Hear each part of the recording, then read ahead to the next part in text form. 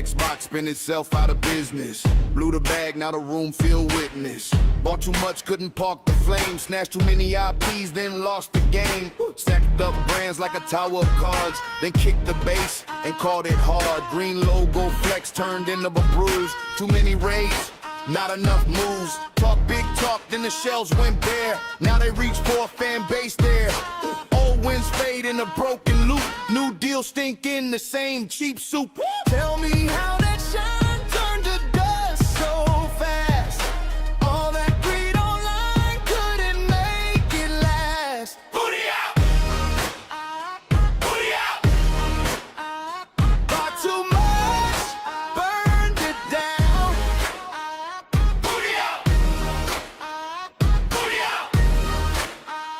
Now the whole block knows that sound. Booty out!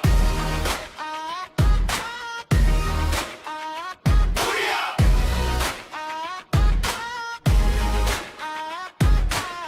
Every shiny deal came with a crack. Every short thing came crawling back. IP shopping spree, then the check came due. What a disaster, I'm talking brand new blue. Piled up promises in the rented room. Smell like smoke and a coming doom. Too many trophies, not enough soul. Too many bites, not enough hole. You can't buy love with a loaded cart. You can't keep pace when you lose the heart. Now the floorboard's grown under all that weight. And the exit sign, don't feel too late. Tell me how that shine turned to dust so fast. All that greed online couldn't make it last. Booty out! Booty out! Bought too much, burned it down. Booty out! Booty out! Now the whole block knows that sound. Booty out! Booty out! One more deal, one more swing, one more charm, one more ring. But the bill came back with a blacked out grin. And the house of bets couldn't cash back in. Stop! Enough! Booty out! Booty out! Burned it down. Booty out! Booty out! Now the whole block knows that sound. Stop! Enough! Booty out! Booty out!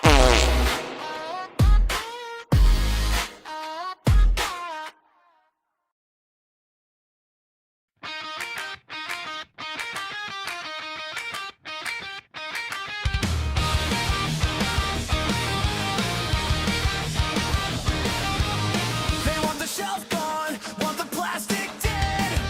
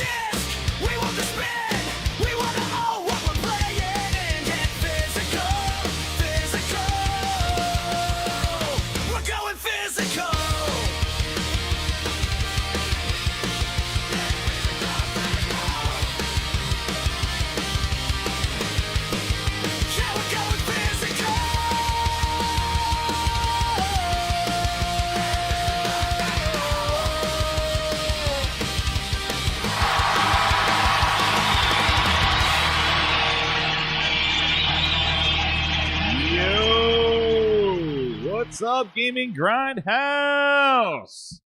How's everybody doing out there? Welcome to Gaming Grindhouse, the Grindhouse on a Monday nights, episode 248, I believe. Wow.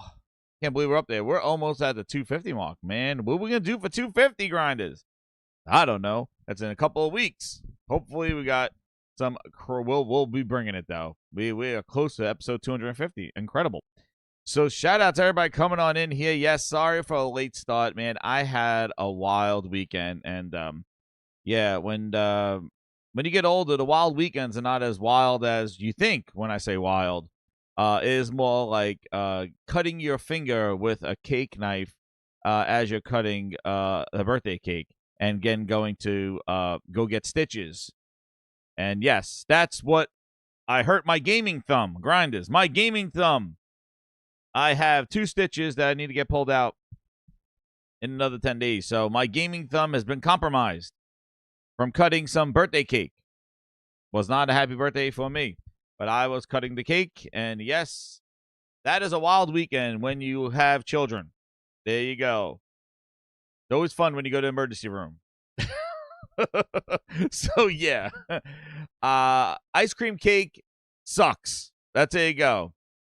Ice cream cake stuck to the board. I tried to cut it off. I tried to pop it off the board. The knife went crazy. First off, I don't know why we were using a friggin' fillet butcher knife that my wife was sharpening over the sink like I was about to fillet, like I was about to cut some roast some pig and cut something. It was to cut an ice cream cake, and I cut my finger instead. So yes, first time getting stitches, wonderful time. Hate needles, and they gave me a tetanus shot, so my left arm is now, somebody gave me a punch in it, and yeah. So there you go. That is a wild weekend at the Gaming Grindhouse. Be careful with the knives out there, everybody. That is a lesson for the weekend. No, not the cake knives. That's right, Josh. So yes. So yeah, and on my gaming thumb, nonetheless, my gaming thumb. But they told me I'll have a full recovery. Probably didn't even need that many stitches, but since I went to the emergency room, everybody's like, you should go. I was like, fine, I'll go get it checked out. And they're like, yeah, give you a stitch or so. But yeah, it's fine. I don't lose any damage, thank goodness, or anything like that. I will be roasting people online with my gaming thumb when I'm back there. Yeah, I don't know. My wife was sharpening it. I'm like, I didn't even know we had a sharpener for the thing. She's there sharpening the knife, like, we're ready to cut the ice cream cake. And I'm like, what the hell is that? It was like a murder scene. And that was crazy. They didn't even know I cut myself. I cut myself, and I ran to the sink and just watching the blood come out of my thumb. And they're still serving cake. They're like, I want the blue icing. I want this piece. And I'm there. I'm like, did nobody even notice? So I said I need a Band-Aid. There you go, Grinders. That's it. At least I'm appreciated here in the Gaming Grindhouse. Maybe not my own house, but in the Gaming Grindhouse, I'm appreciated. So please hit that like button. Wild weekend. And you can see the topics, wonderful. Dude, it is a disaster. It was a train wreck out here in these streets. I don't even want to go on Twitter anymore. It is an absolute bullshit show. It was a disaster, Ryan. It was a train wreck. It was a disaster, Ryan. It was a train wreck. That's right. It was a disaster. Dude, it is wild in these gaming streets. As like Crooked Vulture said, I fell victim to the Xbox cuts. That's right. Asha said, we got to cut you too. I'm on my own. Exactly, Nick. Exactly. I said, they're like a Band-Aid. I'm like, I just cut myself with the butcher knife. Look at my finger. It's bleeding all over the place. But I was very respectful. I bled in the sink. Anyway, there it is. Don't give me, again, flashbacks when I see that knife over there and the emojis. But that's good. What's up, Dog Zone? How's everybody doing? Hit that like button as you're coming on in here. Neil, what's up? How you doing? Neil says, how you doing? He goes, PC gaming overrated. Yo, I got to rant, man. I'm going to rant. I don't know who I may offend or who I do, but I'm just going to be honest, like how I feel about this whole disaster of a thing, this physical and digital stuff. Because I was on the Xbox side when we dealt with this 2013 with the digital stuff and share your games and all that other stuff. And I didn't jump right onto Sony's bed as soon as they said how to share your games. So I have definitely have a lot to say just from my feelings. So we may not be going down the news because there is not tons of news. There's a couple of articles, some suing, Grindhouse lore in the house. What's up, Bahamut? How you doing, Don John? How you doing? See, Neil says, I got a sliced finger. His daughter needs to get her wisdom teeth. Oh, those wisdom teeth, man. Dude. I went to some butcher for my wisdom teeth. I bled for 2 weeks and didn't die. I was like, how do I bleed for 2 weeks and not die? It's craziness. The butcher of Seville, my wisdom teeth. But I don't wish that on you, Neil. Hopefully it's clean. They're better nowadays. But back when I got it, I went to some budget dentist, dude, and they told me that I could eat all the mashed. But you want to hear a wisdom teeth story, Grind? This is the kind of night we're gonna have tonight. Before I shout out everybody on here, a wisdom tooth story. I'm gonna tell you one because it has been wild. It is grind my gears, yo. It is going to be. This is going to be like one of these ad hoc shows that we don't know what we're going to do. Dude, they told me when I got my wisdom teeth, they're like, you could eat all you could have all the mashed potatoes that you want. I'm like, I love mashed potatoes. I love mashed potatoes. I was like, I got my wisdom teeth removed. I'm like, oh, good. I'll eat some mashed potatoes. I bought a box of instant mashed potatoes. Horrendous. I had that. I almost spit it out. I was like, this is disgusting. I don't know why I bought a box of instant mashed potatoes. It was the younger days. But I was like, I'm just going to buy a box. I'm going to eat this whole box of instant mashed potatoes. It's absolutely horrible. It is like potato flakes and you add water and it tastes disgusting. Nowadays, I mash my own potatoes. Now as an adult, I know better. But back then I didn't. I was like, oh, I'll just eat this box of mashed potatoes all week. Disgusting. Horrible box of mashed potatoes. What's up, Otaku? How you doing, man? That I know, Josh, my mistake. I was young and immature. I didn't know what was going on. I was on a budget. I went to the butcher. I was bleeding out of my mouth for 2 weeks. Craziness. What's up, Nick? How you doing? G Bro in the house. How you doing? Smash. Hit that smash. Smash. Samash says hit that like button. He says, ouch. Yes, I did hurt my finger. And it wasn't too bad, but yeah, the blood and the tetanus shot's the worst, dude. My arm, I can't raise my arm up. It hurts. More so than the stupid stitches. The stitches don't hurt at all. This is the friggin' tetanus shot. They're like, you get that? I'm like, oh, man, that thing hurt. What's up? Yo, what's up, Chris? How you doing? How you doing? In the house. Neil in the house. Liquidated. Yo, what's up to you? Michael Meridian's in the house. Shout out to you. Yes, and you see I put the 2 golds up. We got 1 gold. Community game nights all around. We are 268 VIPs. We get 300. We're going to do a game night, and then we'll have a balcony show, and then we'll do a balcony show, and then also we have the super chat goals that we'll do a community game night. We'll see. We'll do something this week here. Oh, my. That's right, Nick. They were like goldfish flakes. They were like goldfish flakes, man. It was ass. It was horrible. That was horrible. See, Chad? So there you go. There's your. What's up, Granddad? How you doing, man? There you know. That's what you needed. So just no instant mashed potatoes. That's it. That's the thing. So as you know, the news wise, man, it is again to this gaming stuff, dude. Yo, it was a crappy ass week last week, man. It was not good at all. Like, it was just the Xbox cuts finally happened. We hear studios getting gutted, but then they're coming out now out of the woodwork, like out of the rubble has fell, everything's burning, and then basically they're crawling out, going, "We still here," and then you're seeing all these people still leaving. A lot of talent is leaving, and you got to ask for the morale and you know what's going on at Xbox. That finally hit. Sony's being quiet as hell with physical discs. They did that stupid thing, you know, where they said, hey, today's a good day to talk about we're not doing physical games in 2028. And now retailers weren't aware of this stuff, and there's lawsuits going on. There's some Entertainment Retailers Association that has Sony on call right now. Sony has not addressed it at all. All their posts, every game that they post, anything from the PlayStation account is getting spammed with physical discs. We're not going to buy a PlayStation. And I can't imagine that's good for marketing, especially when you have like Assassin's Creed out there. That release, that looked pretty damn good. And you know, every post, it's just getting blasted by all this stuff. And yeah, that's right, Efrain. They layoffs were fine because they didn't close any studios. Yo, The studios, I just saw Compulsion's looking for work. They're asking for work, dude. They're hanging on a life thread right now. They're in between games. Ninja Theory has something. Compulsion's out there just farming around. Who's gonna buy? Who's gonna want to work with? It is they you know, my whole thing with the whole layoff stuff is that the studios have no value to Asha. Asha has no value. Those IPs, those studios have no value to her. So she was sending them off. It's like sending your kids off without like sending them out in the cold without a jacket. Yeah, go. I don't care. You have no value to me. Nothing. And they're gonna fight for their lives right now. Compulsion Game gonna fight for their life. I don't want. I knock on wood. I hope they stay open. I hope, but you know what? They're out in the wolves right now, and I don't know if they could survive. Definitely, there's no 6-year development cycles for them. They got to get something out fast. You're my #1 customer.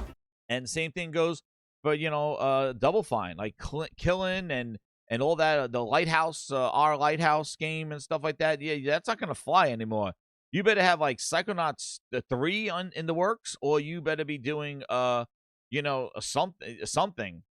I was even saying put the Jack Black game out there, Brutal Legend, 2 or something like that. Like you got to do. There's got to be something to keep them. They're not gonna run around with some hokey dokey unless they all go to fundraising, But they're out there in the wild. Asha said, I don't need you. Keeper, yeah, the Lighthouse, my Lighthouse, my Lighthouse. Yeah, there you go. But Black Flag looks awesome. That did come out. That was a one game gaming talk. We did have Black Flag. Nelson with the 2. He goes, picked up a 360 this weekend and 40 games retro. Nice. Yo, I did a retro stream last week. It was fun. It shot to Full Sweat. I think Full Sweat Tryhard jumped on. I think it was Full Sweat on there. And it was awesome. We had a conversation. We're talking about things. And we got to play some old games. I went back and just did some old games there. So I did the retro console thing. Some people are asking what it was. It's the Kinhank 12 terabyte hard drive that goes, you plug it into a PC, pretty decent PC. You don't need like a gaming 4090, but you need something at least decent. And yeah, you could run everything game that you could think of. That includes arcade games, some Techno Parrot, which is current arcade games, things like that. So yeah, the Kinhank, $300 I think it is for a 12 terabyte hard drive loaded and plug it in. The other thing is the X console, which is $360, I think $340. It's the X console. It's an Android console, but it doesn't have all the arcade games. It has all the console games. But the Kinhanks are pretty good. Look up Kinhank on there and hit me up in the messages if you want any updates, because I had both of them, but I kept the hard drive for the PC because I wanted all the arcade games. And it's just you plug it in and you're ready to go. And you can add games to it too. So yeah, I did a retro night. That was fun. That was great. Checking all the games. I was playing Splatterhouse and playing some old school games, PlayStation 2 games, PlayStation 1 games. I played some PlayStation All-Stars, which again, I don't know where Sony is with that stuff. I really dang. But yeah, 360 with good luck, Nelson. Just be sure that you got the towel trick if you get the red ring. I don't know if it was a new 360 or it was used, but just be careful with the 360. They're known to self-destruct. I don't want to jinx you. But yeah, no, 360 was a great generation, man. I don't know what is going on. Smash TV, that's right, Josh. Playing some arcade version of Smash TV. Yeah, so because I was like, I need a retro cleanse, like with all this crap going on and all this stuff. Like I'm just like, I don't know. And and we'll go on a rant as we get more grinders in here. I'll build up to the rant, but one of the things that was popped up was this. Sony has not responded at all to their physical announcement. And like I mentioned before, they are getting thrown through the mud. Everybody is just trashing on them. They're trying to recreate the 2013 movement again, but I don't think there's enough. There's a lot of yelling, but I don't think there's a lot of action there. But I do think, with the cancellation of PlayStation Plus that people are doing, it's got to be hurting them. So, yes, Alba Gushard, I know I'm late. We'll catch you. We don't have a lot of topics, so don't worry. You didn't miss that much. So, I think, first off, they handled the whole thing incorrectly. For a company that used this as leverage back in 2013, 2012, when Xbox was kind of flustering around with this stuff, how smartly they basically navigated this, and for them to be the first ones to kind of talk about not doing physical discs after they kind of used that as a huge movement, a media movement from Xbox 360 to the PlayStation 4 of how sharing games and being consumer friendly and embracing indies. The fact that they kind of rebuilt their comeback off of that, it's pretty wild that they're the first ones to poke their head out there talking about they're going to stop doing physical games moving forward after 2028.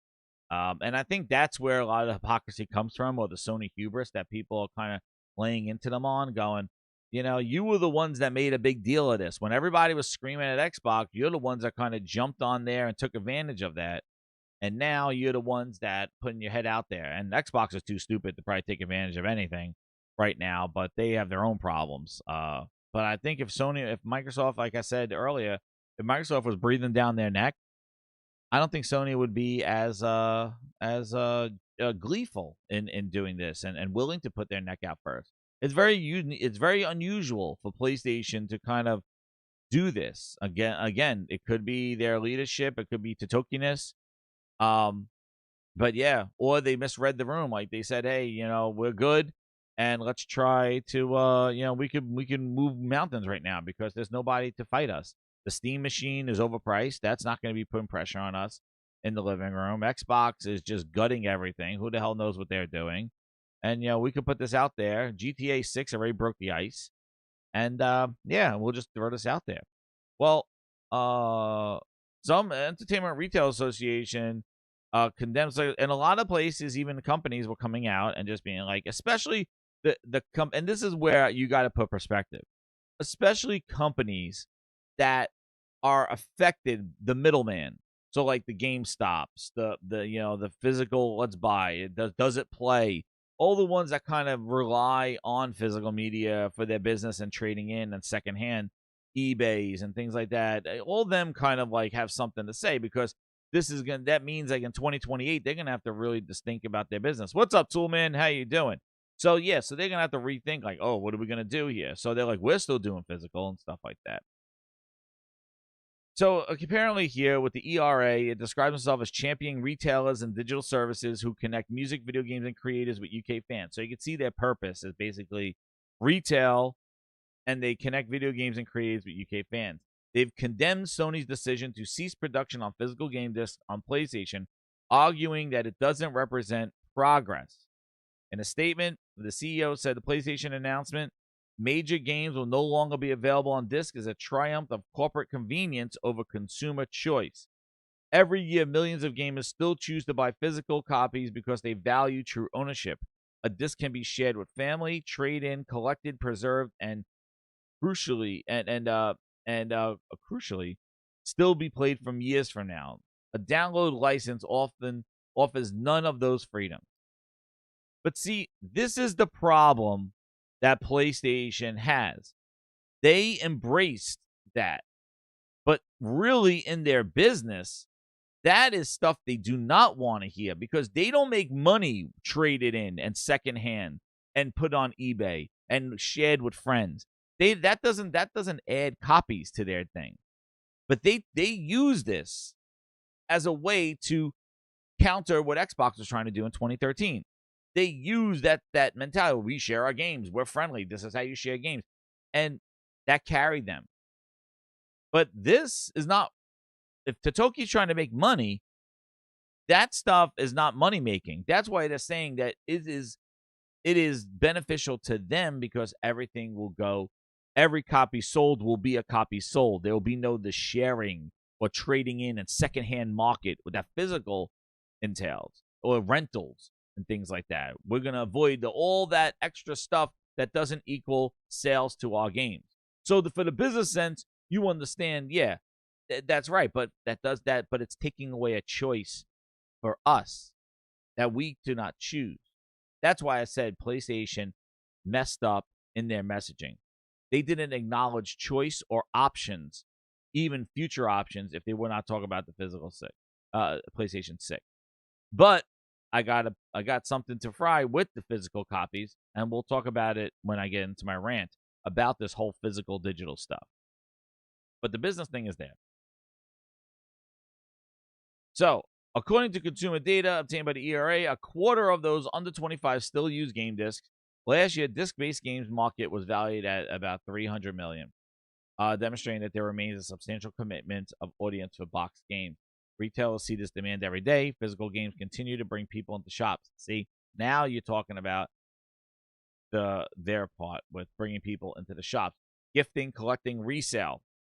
Industry should be embracing every legitimate way a customer wants to buy, not narrowing their choices. Digital distribution has transformed gaming and is very hugely popular, but it should complement physical formats, not replace them. Consumers deserve the freedom to choose how they buy their entertainment. Removing discs doesn't represent progress. It simply removes choice. That's bad for gamers, bad for retailers, and ultimately bad for the long-term health and preservation of our games industry. Sony's decision to scrap production in 2028 has been met with overwhelming criticism online. Petition launched by CEO of an independent retailer in Canada attracted 200,000 signatures late last week and has now climbed over 300,000. Meanwhile, Hideo Kojima said that he's really sad to hear about Sony's decision, while ex-Sony Worldwide Studios chairman Sean Layden has also commented on the news, suggesting it's just too prohibitively expensive to stamp out discs. Fortunately, it's looking like unlikely that Sony will reverse the decision despite the backlash, with the CEO of Catan Games stating last week the format holder is simply waiting for the storm to pass, which is probably the worst strategy they can do right now. So, yeah, Sony's PlayStation is really messing this up. They are communicating they are using Xbox levels of PR right now in this whole fiasco right now. And like I said, they're dumb. They're stupid. I don't understand how they let a message like this just get out there, simmer, and not respond at all, and not acknowledge the fans, not acknowledge their customer, and saying, we understand there will be options that we're just not ready to speak about, or they're like something to say, we acknowledge, let's move on. Instead, they are just moving along and just talking about games, and they are getting blasted. So their PR is shit right now. They really have done the stupidest thing, like I said before, in the sense of with Xbox getting, like, how are they laying off and getting rid of IP that they spent 15 years talking about, and getting rid of staff and firing everybody. And that seems to be less than PlayStation's just ignorance in handling this situation.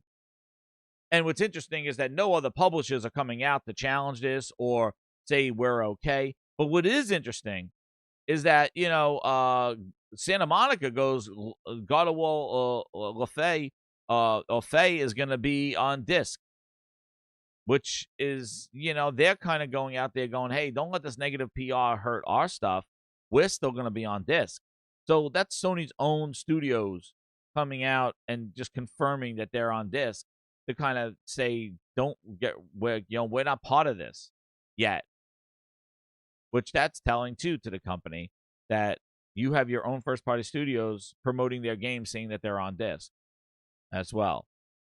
So I really think they fumbled really bad, and they are a piece of shit for not presenting the entire story and what is going on. Now, with this whole thing with physical and digital, I feel that maybe they just misread the room. They looked at just the numbers. They looked at how much, because again, I said this on Mooch's podcast, which was pretty crazy. This generation has been a whack show. It has been wacky as hell, dude. It has been crazy. And both PlayStation and Xbox thought that they could flex and touch PC and mobile gaming. They saw these huge numbers over there in PC and mobile gaming, and they chased that end of the rainbow, that pot of gold. And both of them, I think, realized in the last year or so, they don't want your shit. Mobile game people don't want your games. PC people don't want your shit. They don't want your games. That's the reason why they didn't buy your platform. They're not interested. You may have some crossover, but not enough to justify. Phil realized nobody wanted to play Gears on our phone. Sony realized that, you know what? Maybe God of War on PC, nobody really cares. Because God of War, that's not its home.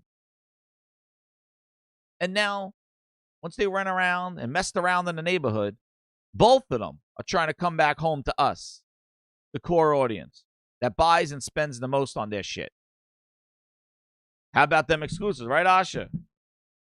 How about those exclusives? All right. And PlayStation. We're not putting our games on PC anymore. First party single player games. We're not doing that anymore. What happened? Oh, you realized that you were stretching too thin and quality was an issue. Games that were revered as classics were now getting review bombed on Steam because they were bad ports. Didn't look good for your game that was like Last of Us, which is like, this is the best game I've ever played. Getting review bombed because it's a bad copy, a bad port. You're my number one customer. The whole thing realized that they're not going to grow their audience. They're going to have to deal with the audience that they've curated over all these years, 25, 30 plus years, and utilize that. Because the PC gamer does not care about your games. The mobile gamer doesn't care about your games, because if they did, they would buy your platform. And the problem is that your platform is becoming less and less affordable for people to jump in to play those games. So everything is really, it doesn't look too hot. I don't want to be too negative on the whole thing, but everything looks kind of whack. Like something's got to pop. You know what I mean? I feel like something's got to pop. There's something that got to happen. And I don't know if they're all just like, let's get all this crap out of the way because GTA is just going to defy gravity. And, you know, no matter what cost we are, no matter where it's available, GTA 6 is just going to just blow the roof off. We have $900 consoles out now. You know? I don't know. And everybody's getting their shit stuff out of the way in preparation for GTA. I don't know what it is, but it is now not too hot. And you're right, Wild Wolf. They can't stay silent forever. They needed to address that, and they should have addressed it real quick. Like, oh, oops, sorry about the post. Like, they should have pulled a Phil Spencer. They need a Phil Ness. They didn't have it. They just now getting roasted. And they deserve all of it because it's a PR nightmare.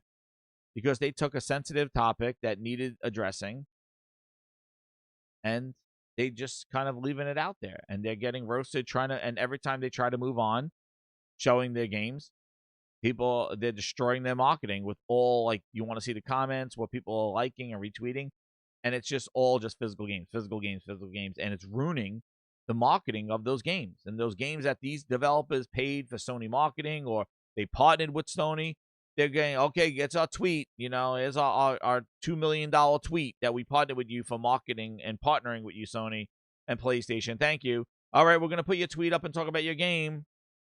And it's just getting destroyed. Like, physical, you suck. No Sony PlayStation 6, no disc. And you can't imagine that I paid for marketing for my game and your marketing, and then you post it up there. So something's got to give.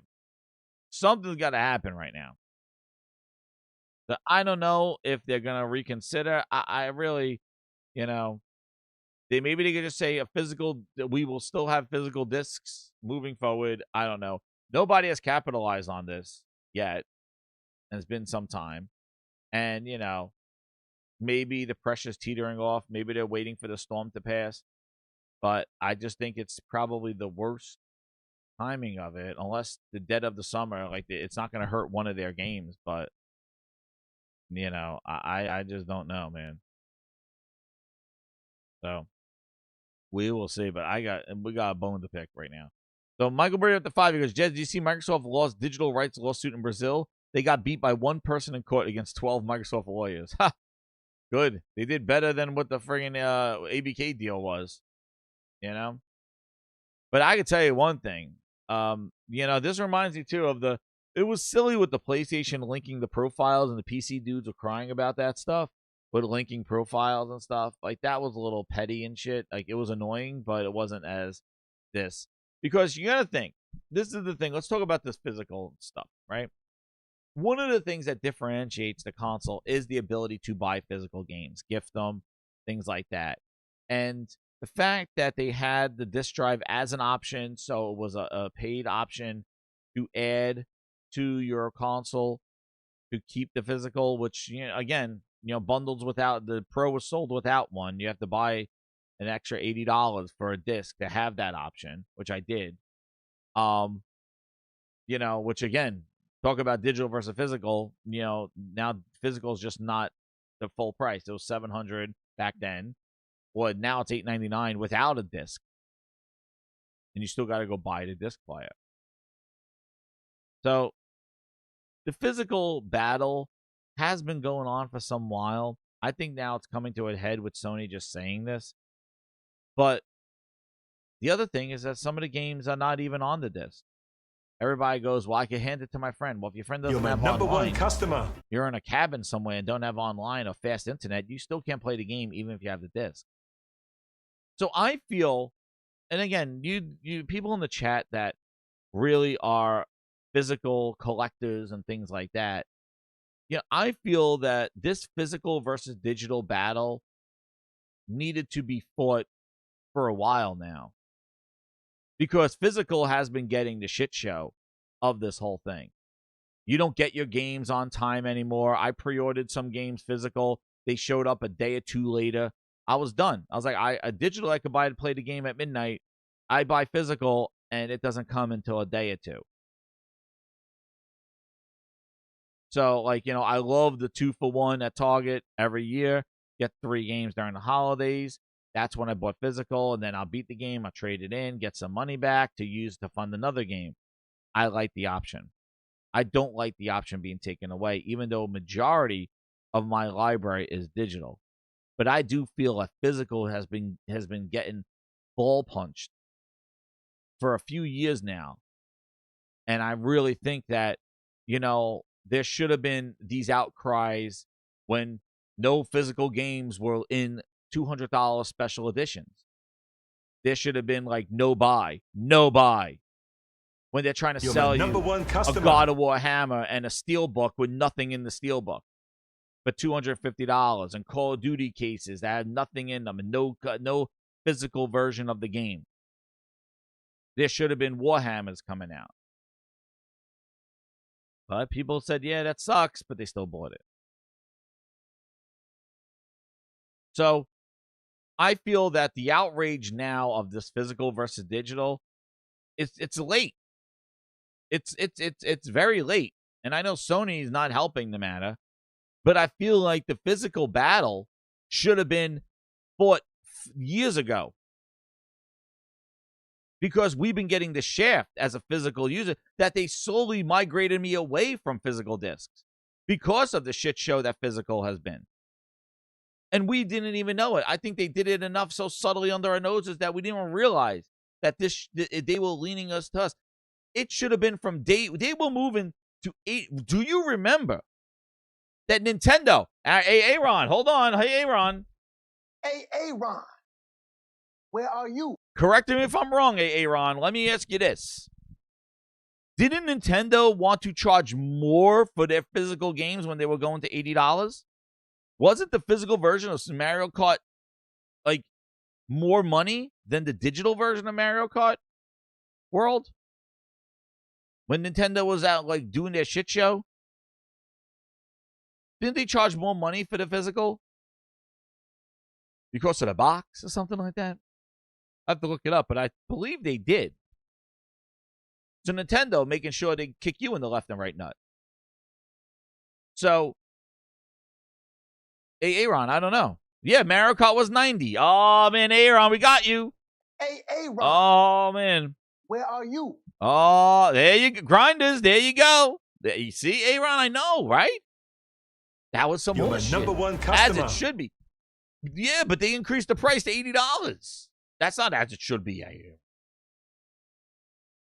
But to that needed to happen though before. But the reason why I brought that up is because that should have been not $90, but that should have happened back when they went to digital. Physical should have been, they should have passed that savings on to us with digital. They said they were going to back when they were talking about the things of digital. Oh, yeah, well, digital's less costly. We don't have to print the boxes. We don't need to put the store shelves. We sell directly to the customer. They made them the same price. They never gave us the deal.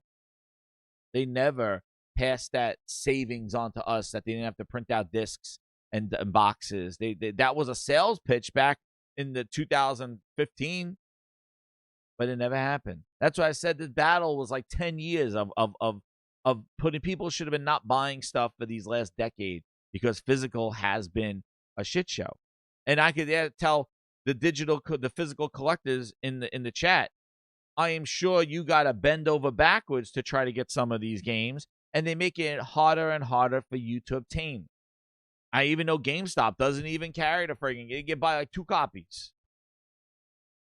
So they've been slowly twisting that knife for digital over physical. I got delays in shipping. When Amazon guaranteed day delivery, it came the next day. I'm like, what? I'm done. Because it was on sale on Amazon. And see, that's where I don't like it. Because, again, I'm not saying that digital is better than physical. I like having both. That's why I got the disc drive. Because you never know, and there's an example. This weekend, what was Street Fighter 6? I know it's an old game, but it was $20 at Best Buy. Physical. $20. Street Fighter 6. Not the one with Season 1 or 2. Just the original game, $20. I went on PlayStation Network to see what the price was. $40, $50 for the $40 for the base game. And Best Buy had it for half price. Now there's your option. If I have the disc drive, I could go grab Street Fighter 6 for $20 physical. Because Best Buy probably has a bunch of them in the back, and they're like, hey, let's get this thing on sale to get it out. And that's the option that I like. Sometimes Amazon does the same thing. They just put it on sale, and digital doesn't do it. And you snag that deal. Hell, I follow Cheap Ass Gamer. If you ever watch that website, that's the one I used to do. Cheap Ass Gamer. They used to do all physical sales. They will scour the internet of all different retailers and see where the game is the cheapest. I've been following them forever to get a game cheap, rather than sitting for the digital price. Now, I know sometimes digital has sales, and they have some good ones. But sometimes you grab those physical ones because these retailers overstocked, or they just want to clear some shelves and stuff like that. But that's another problem. You go to Target, you go to Best Buy, those gaming sections are sad. They're sad. I go to them every single time because that was like my thing. I'll go to the gaming section first, and then I'll walk around the store. And these gaming sections are getting horrible. Xbox really was like, pivot, and they just got out of the whole thing. They just like green nothing, a bunch of controllers. Nintendo's usually the bigger section, and PlayStation's sitting there. Xbox fighting for its life. There's really nothing there. And it's sad, dude. Like it's not even a thing to get people in the stores anymore. Like, it's just a little gifts here and there. Like, it's you would think that gaming was going away. That's what's crazy. You would think that nobody games anymore. If you walked into a Walmart or a Best Buy or a Target and look at their section. Now, Walmart's still pretty big, but Target and Best Buy is dire, man. I talked about it here. Best Buy used to have full demos and stuff and get everybody in there. They used to have, like, first time get a demo of a game in there and stuff like that. GameStop has turned into a toy store of anime dolls and Funko Pops, with a few trade-in games in the back and a bunch of controls and accessories.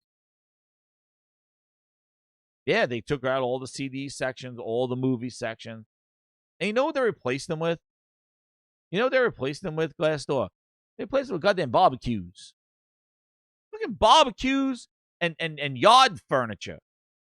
I'm like, who is coming to Best Buy to buy a friggin' barbecue? Who is coming to Best Buy to buy a yard set? No, you Best Buy, pathetic. Who the hell? No VR demos. No fun, cool, like cutting edge technology. Like CES. Goddamn barbecues. What? Like, I'm like, what the? Who's coming into Best Buy for yard furniture? Honey, let's go to Best Buy. I want to buy a barbecue. Is it an electric barbecue? No, it's a gas grill. Ain't nobody got time for that. Like, Best Buy, you got rid of your gaming section and movies for barbecues and yard furniture. And what? And then they filled the floor in with like 80-inch TVs and a big ass boxes like towering over 100-inch TVs, TCL 100-inch TVs, just to kind of navigate you down. It is pathetic shit. I walk around there, I'm like, what is this? What is this wall? It's a wall of 100-inch TCL TVs. I'm like, put that shit in the warehouse. Why am I walking around boxes of 100-inch TVs? Because this is where the gaming section used to be. It's ridiculous. Target's even worse. Target, you got to chase down the person that sells you some Boost Mobile bullshit phones to open up the case to get a game. They don't even want you to buy shit at Target. Oh, I want to get, look, they have a game in the crate. Let me get, you got to go find somebody. I'm hitting buttons. I'm hitting buttons going, where's this person? Where's the person? I don't have the keys. Like I'm trying to buy a $10,000 diamond. I just want the plastic game that's in the box right here that you got on lockdown. Why is it like I'm buying a diamond on Jewel's Row? Where the hell is the person with the keys? Oh, the person who sells the cell phones is on lunch break. She got the keys. I'm like, I just want a goddamn video game.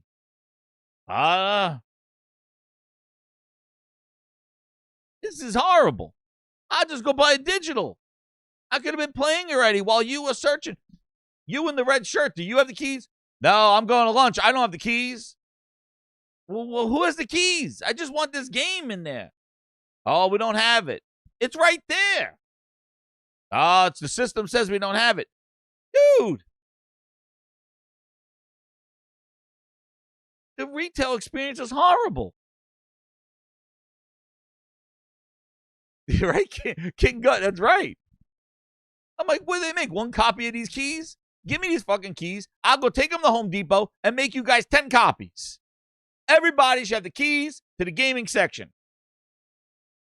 First off, I don't know why the gaming section is locked down like that. There's no games anymore. You got like 5 games. Dude, and they got, and oh, it sucks, dude. They got empty shelves, like with prices on things, and they don't have the game there anymore. It's just empty, like empty plastic boxes. Oh, for Silver Wolf, Walmart. Holy shit. You want to know, that's what Xbox ninjas work at Walmart. Fucking Walmart. I gotta wait for a guy, you got 2 dudes, 1 tooth over at Walmart to go get my fucking games. I like to get the game in there. They're like, son of a bitch. Where are the keys? I worked at Xbox. I know keys is somewhere. I don't know. Where are the keys to buy the game? I never seen the keys before. Xbox ninjas over there. That is crazy over there at Walmart. You can't even get in there. I'm like, just put the shit out there. They got the DVDs all out there, but the games, they got behind glass cases. And the gun section's wide open, exactly. The guns, the bow and arrows, all that shit's wide open. That guy, 2 dudes, 1 tooth looking for keys to give me a game over in Walmart. Like, where's the rants for this shit? Physical's been hard. It's hard to do physical. They've been shafting our ass in video games for physical. It is like you trying to get something in the back alley. Yeah, I like to have this game. Holy shit. You want that game back there? I got to call the manager's husband, the manager's manager to get the keys, and then I got to come back over here, and you're standing there 20 minutes with your ass in your hands. I just want to buy the game. Heaven forbid you ask them, is this a good game to get? Dude, they look at you like you just asked them, do their balls smell? Like they're looking at you like, what? Humana. I'm like, is this a good game to get? What do you think? Like, I'm like, where are these people from? I don't mean to insult you if you work at those stores, but I don't know. The electronics section is weak. Weak AF. Even a Best Buy. I'm sorry, but the retail game needs to step up. I know you guys are worried about Amazon, but damn it, I don't know where the training videos are, but I worked at Circuit City, and we used to call it Shitty City. But, man, that place was a golden dime, man. We were experts on everything. You had to be. But I don't know what has happened. Retail, like you have my idea for retail is, man, you make it like a goddamn Dave & Buster's. That's what I would do. I would turn the gaming section. I would have 20 TVs with controllers. I'll have people screaming and yelling, and you could buy time to play games there, try out some games. Dude, it would be a party all the time in the back there. There'll be lines in the back of my Target and my Best Buy. I'll be sampling games, doing VR demos, doing all this shit, getting people aware of all this stuff. I'll be getting people hyped. Make it an interactive experience. You can't get that from Amazon. Retail needs to turn fun. Retail needs to bring the fun in gaming back. Instead, they're just turning it into a desert. They're making it like you're saying dirty words. You ask for a game in the back at Target or Best Buy. I'd like to get this game, please. It's behind the security. Security, this person's giving us trouble. Well, I just asked for the game that's behind the key. Security. I'm like, what the? They act like you're robbing the place if you want to get a game. Frank got the keys. I don't know what Frank is. Security, get him out of here. What the? I just want to buy a physical game. This is crazy. There you go. Bottom of the barrel. No effort today. Thank you, Magna Lord. I know. It's crazy. And then they want to know why. Why is retail dying?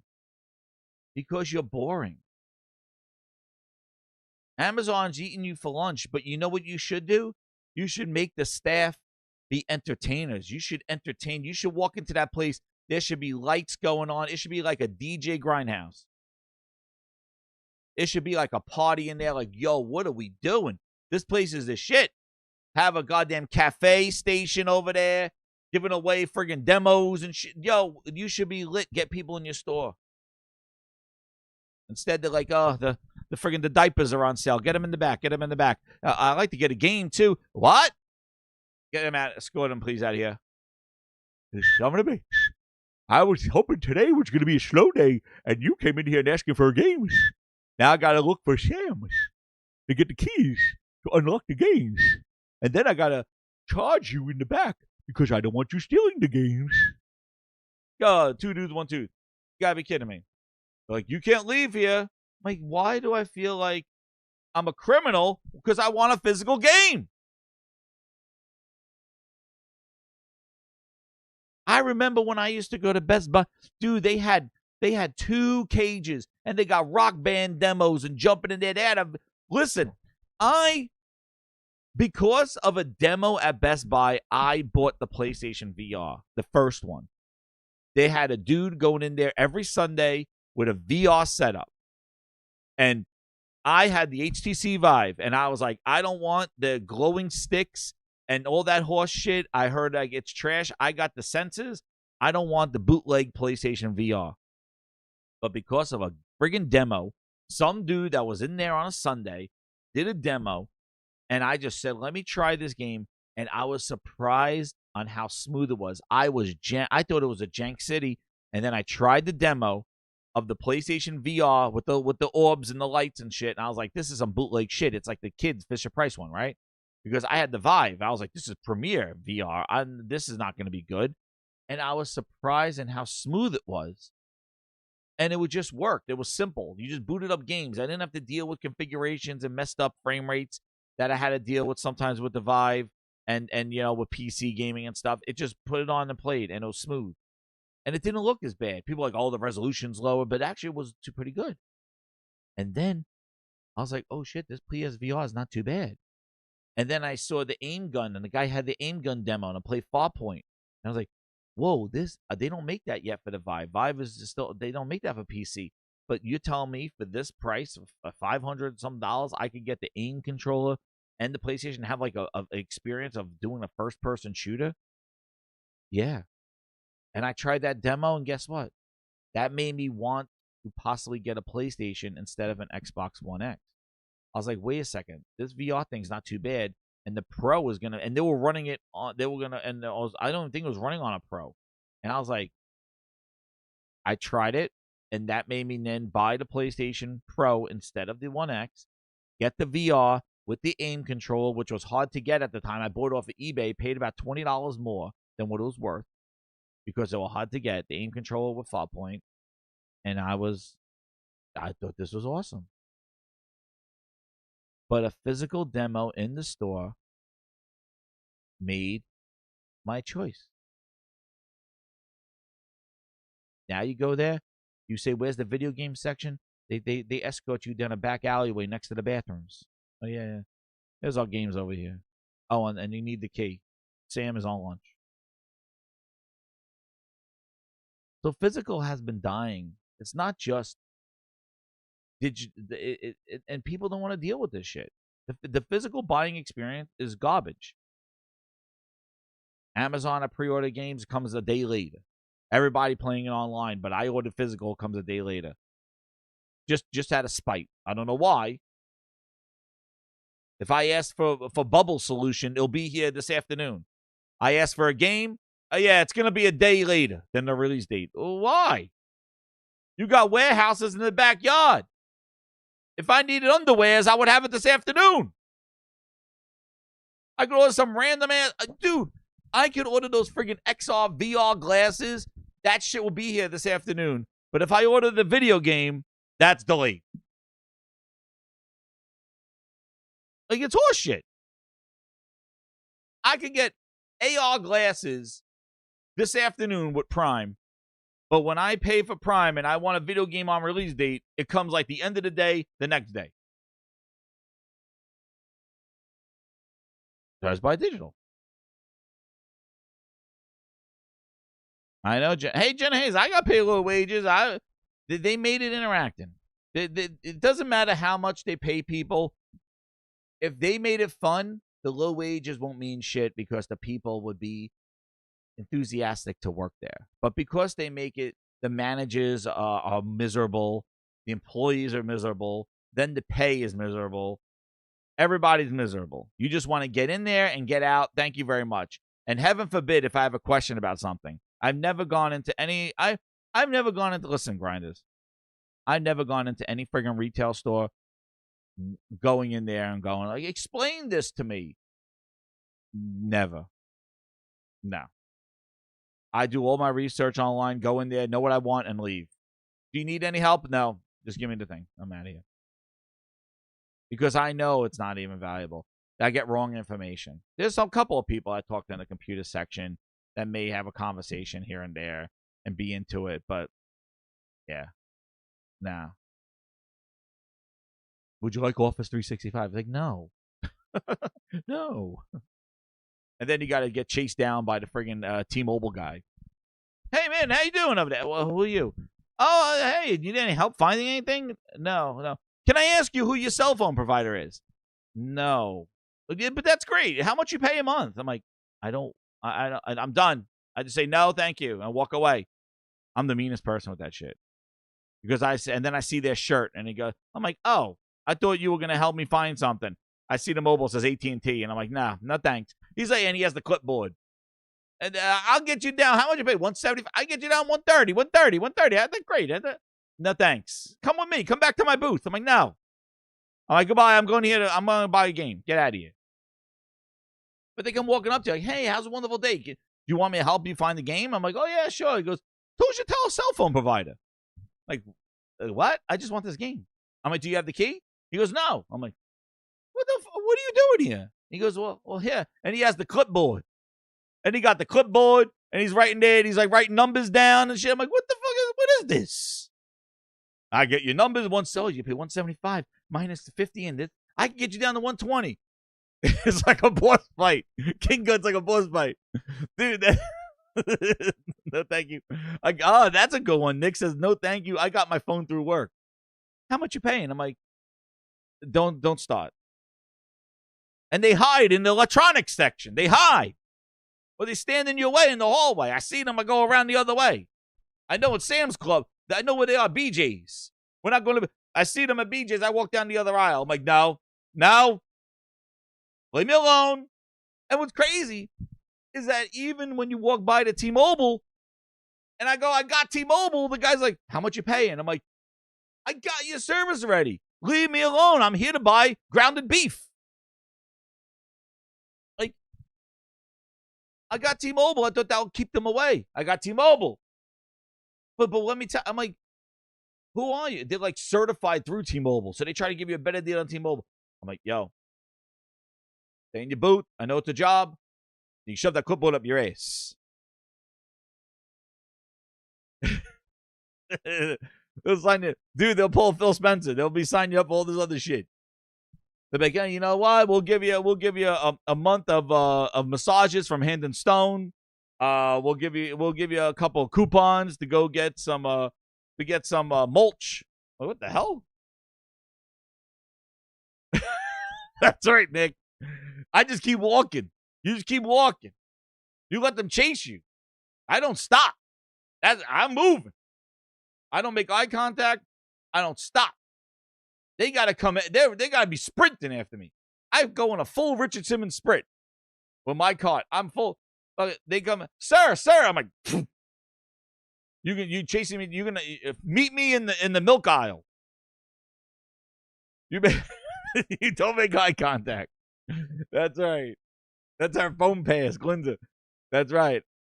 Yo, you want to talk to me? I'm gonna be with the eggs and the milk. You bet. I'm gonna be I'm gonna stand there in the cold section, in the refrigerated section, and freeze their ass. You want to talk to me? We're going to talk next to the milk and eggs in the frozen food section. Sir, get Game Pass.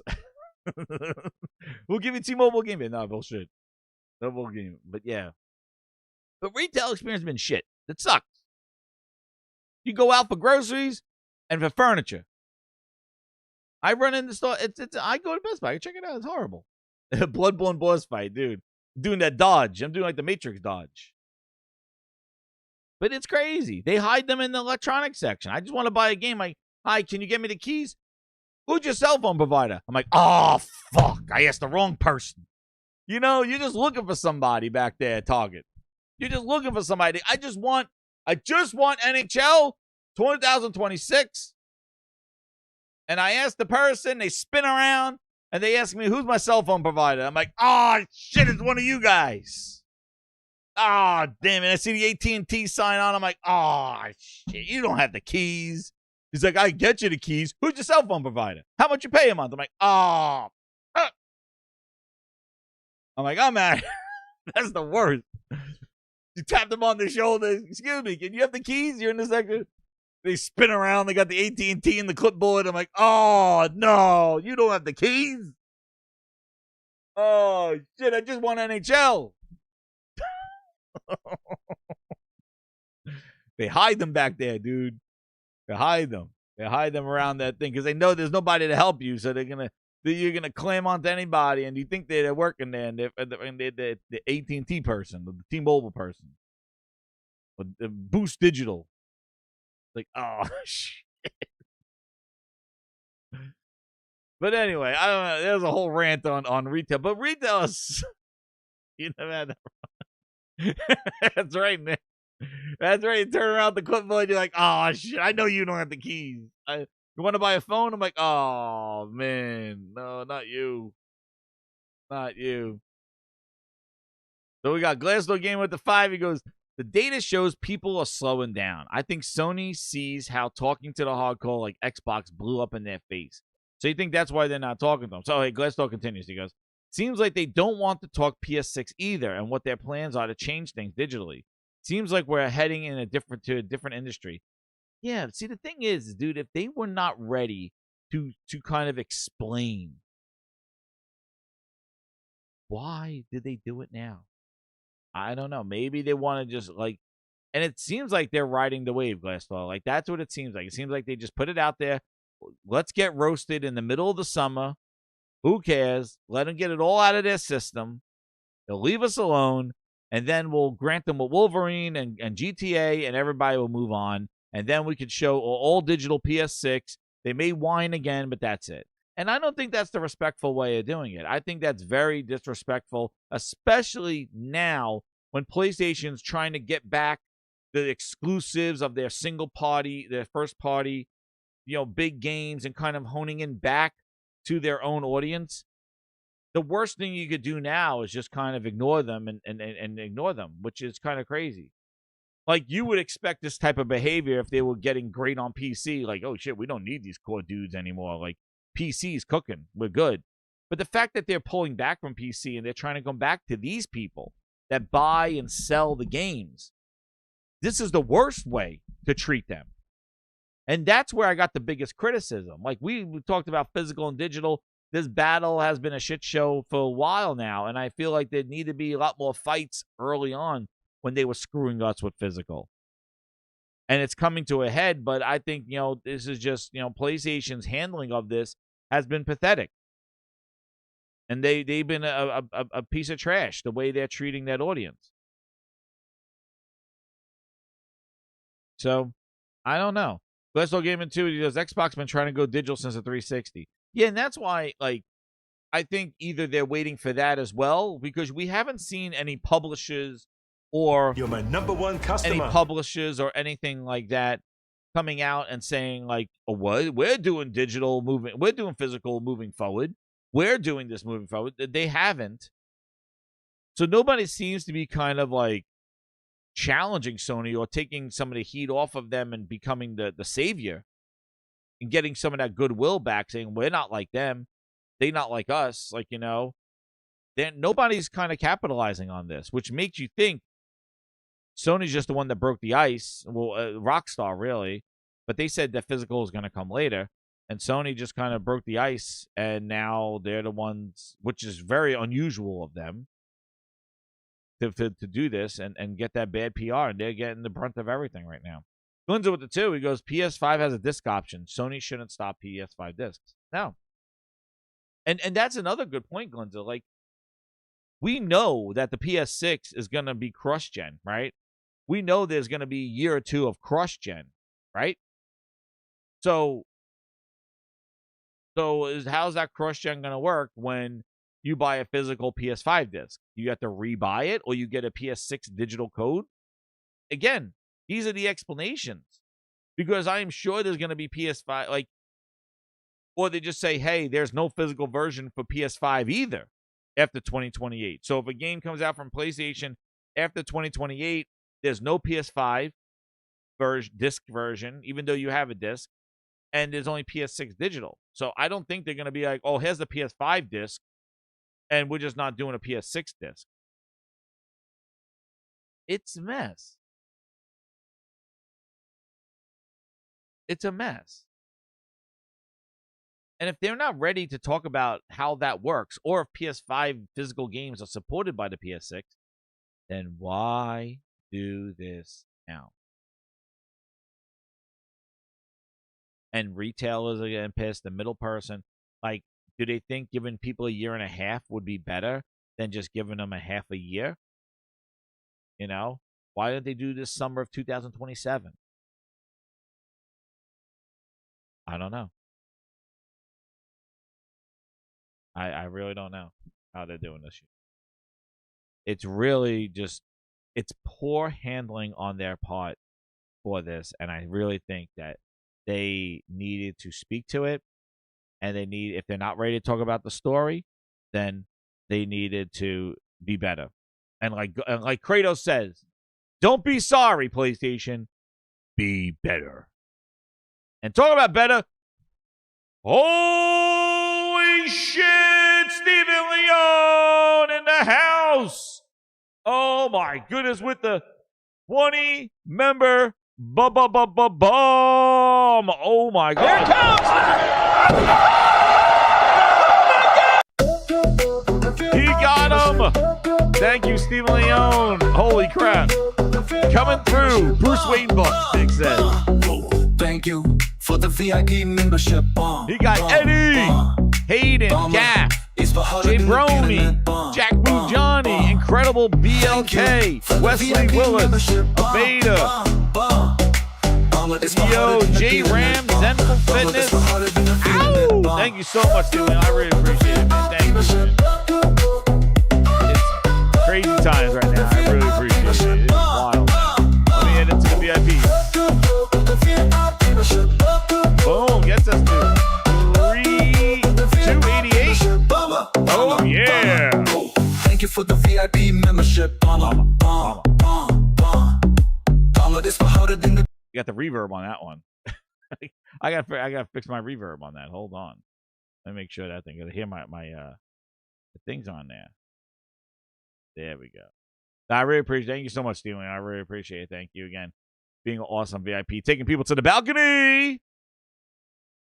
That's 20 VIPs going to the balcony. And check out, as you got a VIP, check out the balcony shows. They are lit. Unfortunately, I had to remove my live DJ playing. But if you check out the next balcony show that I do, we will start with live DJ music. I'll be mixing for you. Mixing live. And then I probably got to remove it because mine got, the last time I got blocked in like all the countries because I was mixing too well. But yeah, do some DJ mixing, and then we talk about topics, and we do 3D printing and just you bring the topics. So definitely check out the balcony shows from the previous ones, and stay tuned for the new one that we're working towards now with the 300 goal. And Stephen Leone just got us there super close right now to the next balcony show. We want to do one for July. We usually do once a month because you guys do great hitting the goals on that one. But yeah, the PlayStation Glaze is too long, Wild Wolf. I know it is wild. And the thing is, like I said, my position is I'm not here. And again, maybe people are not going to, like I said, who I might upset and stuff like that. But I'm not going to deprive myself of the games that I want to play to send a message. But I am going to speak my voice on what I think is shitty and sucks. And that's kind of what I want to do. But I'm not going to not play Wolverine or not play GTA because it's digital.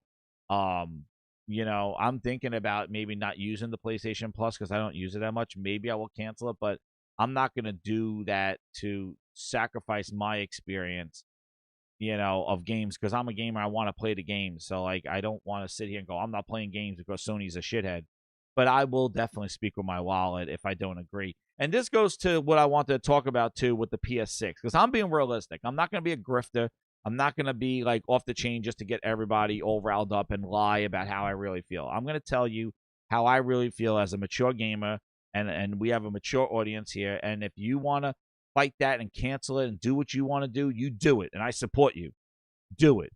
If that's what makes you feel like you send them their goddamn message, then you do it.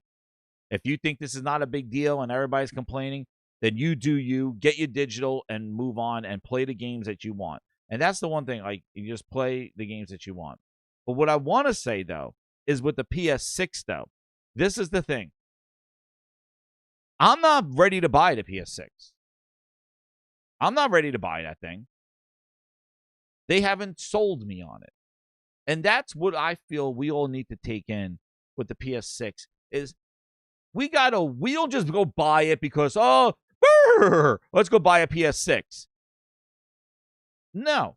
And I'm not fully committed to a PS6 because they have not sold one to me. They have not shown its features. They have not shown what games it's going to do. They have shown what it's going to feature, what it's going to do with our old games. What's it going to do? What new games are going to be there? What's the price? There's a lot of factors that I'm just not just going and buy a PS6 just because I got PS5 and I'm just going to go and I get a 6. No. Maybe PC is an option. I don't know. But they got to sell it to us. You got to get the Cerninator out there.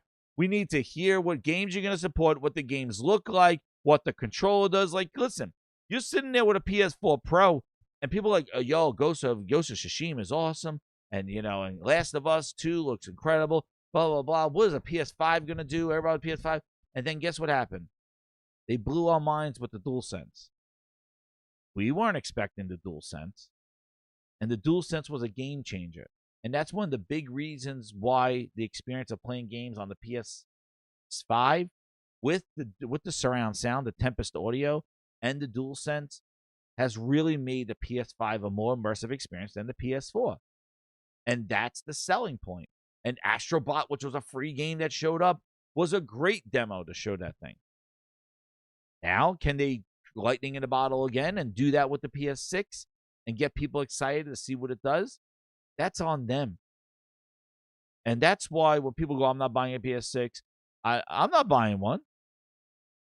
They got to show it. Exactly, Liquid. And they show it and prove it. Why?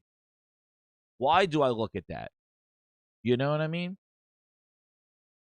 Why do I want a PS6? So sell it. And then on top of that is the price. Is the price, the performance worth it? The experience, things like that. But that's why this whole PS6 craziness, we don't know yet. So that's on them. But I have to say, the thing that's not good is what they're doing right now is how they're handling and responding or not responding.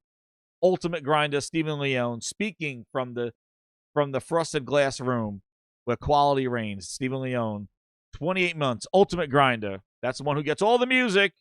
And is in the frosted glass room. That's higher than the balcony. The VIPs in the balcony. Stephen Leone's in the ultimate VIPs.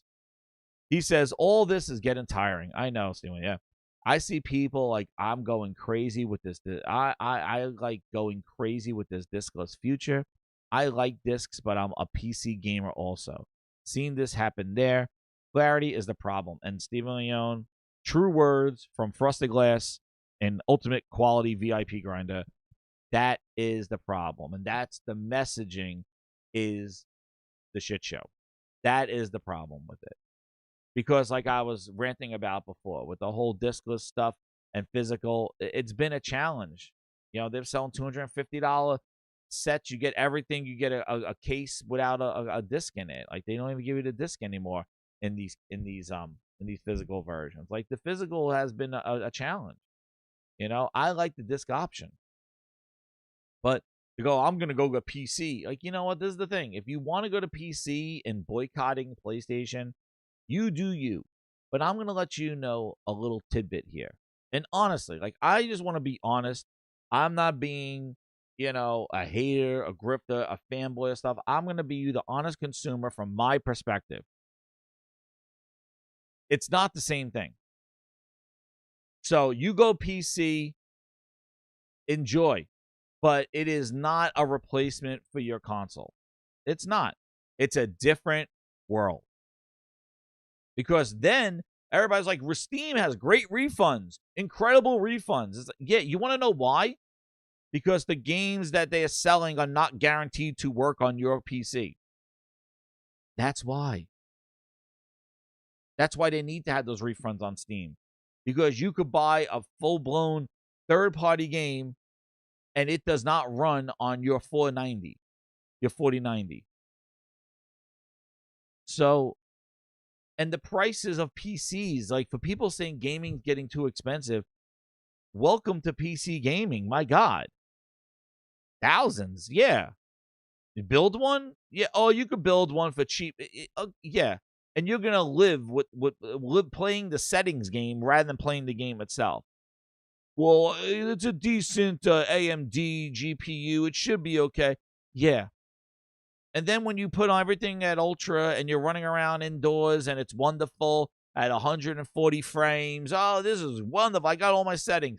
All of a sudden you go outside and your frame rate drops to 100 or to 70 or 40. And you're like, oh, shit, I got to play with the settings again.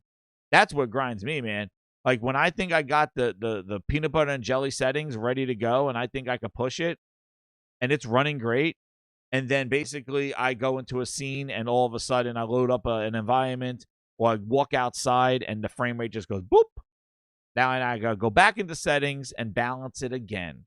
So I have good inside and outside. But it's a different experience. Does it suck? No, it's just a different type of gaming where you could just put on a game and just play the game. With PC, you play the game and you know there's going to be a few minutes to an hour of tinkering to the game works the way you want it. That's after you update your drivers. If you got you drive it, there's a process.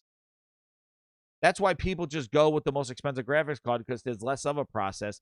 There's less of a guessing game. But if you're trying to save money, like the Steam machine and stuff, you're going to spend a lot of time, and you even seen the reviews, trying to tinker with settings to get it to work because you decided to save some money on a GPU, on RAM. And because of that, those compromises that you made to save money are going to cost more time in messing around with the settings, especially for new games now, current games, to run at what you want it to run. And that's the world of that. I know. I got 3 of them. And there's a time and a place when I just want to sit down and play games, or there's a time where I'm like, okay, I wanna experience something. But if you dial it in, it does look awesome. So that's why I'm not knocking PC gaming. I'm just saying it's different. That's why, the games, everybody plays different games on different mobile, PC, and console. They do. So it's not equal. And the Xbox app sucks ass. So don't think Xbox is saving anything on PC gaming. They're not saving shit. I'll tell you that right now. Notice how quiet it's been, right?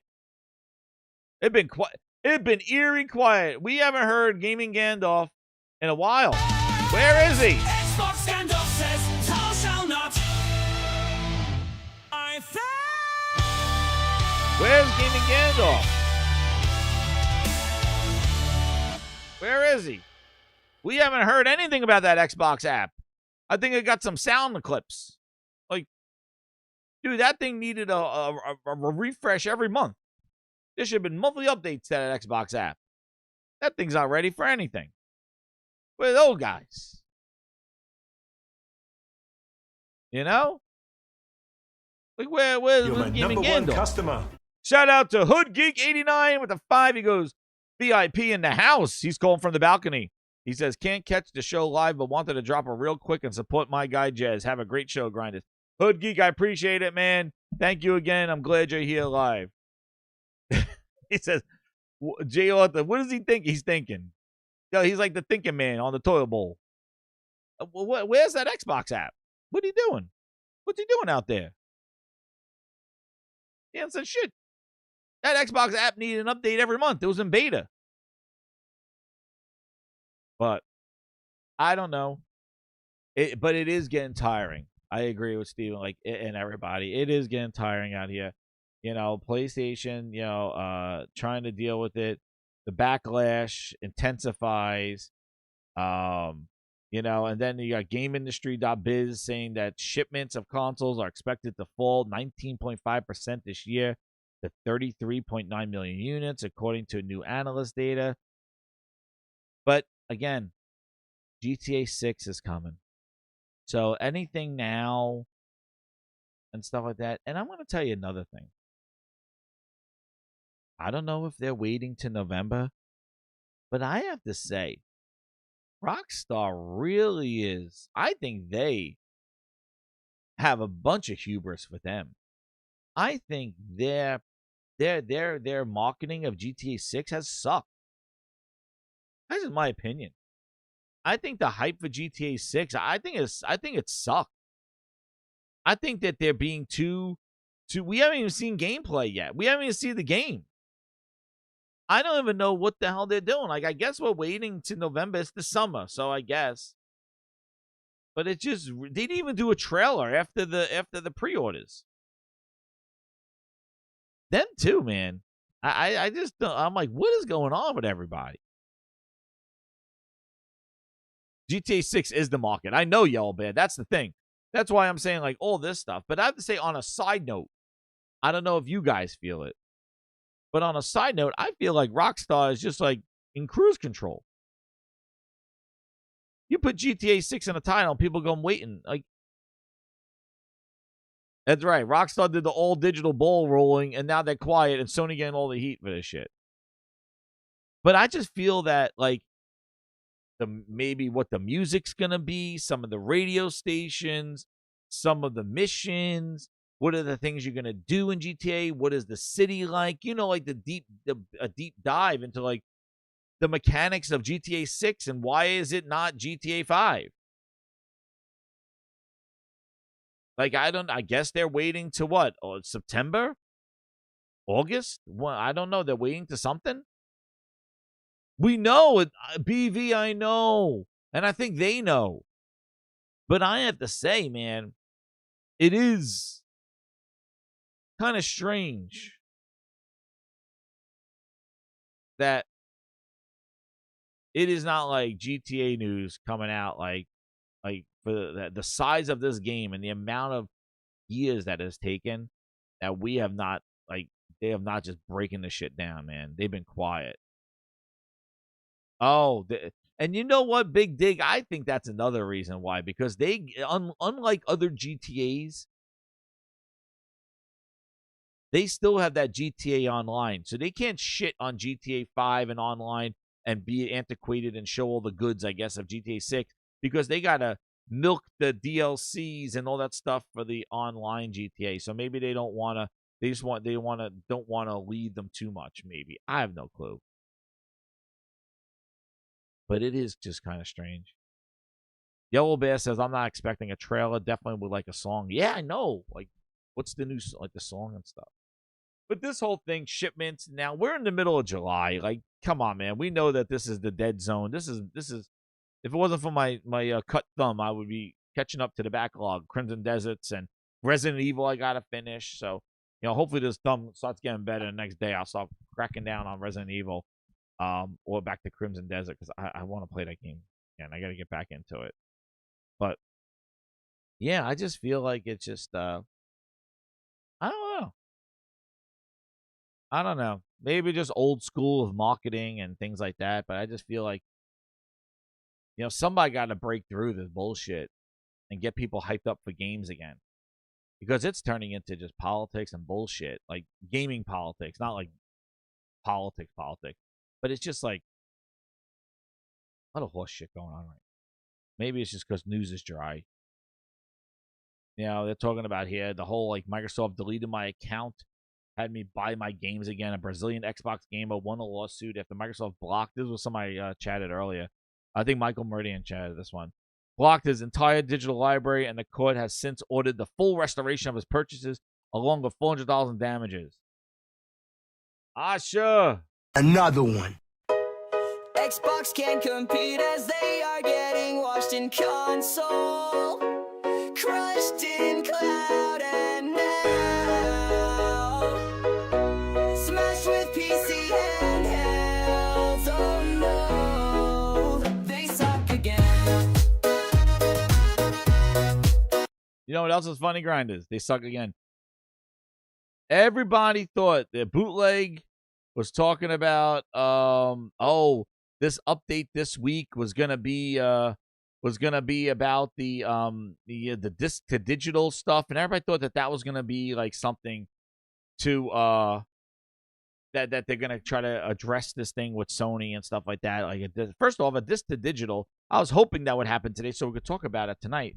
So we don't even know, but supposedly you convert your disc to digital, but again, we don't know the full topic. Does the disc then become like a coaster? Is the license off of that? Can you pull your license away on the disc? Who knows? Who knows? But we don't have to talk about it there because Bootleg was, again, alluding to today being the announcement. They thought that would be it, and then this is what it turned out to be. Customized, the guy said it will be worth it. There was a delay last week because of the layoffs, and he said it will be worth it this week. And they're like, oh, yeah, the digital's coming.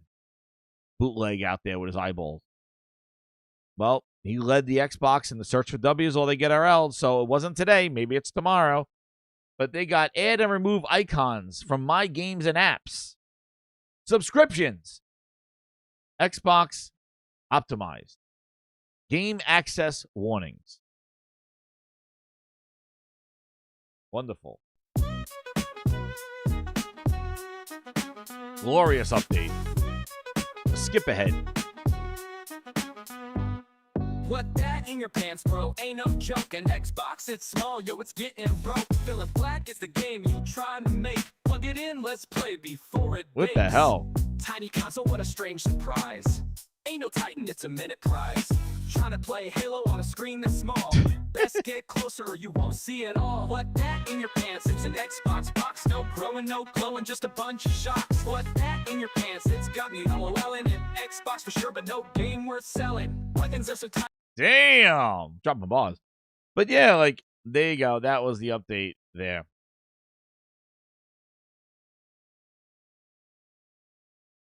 Talking about consoles. Let's jump to this one.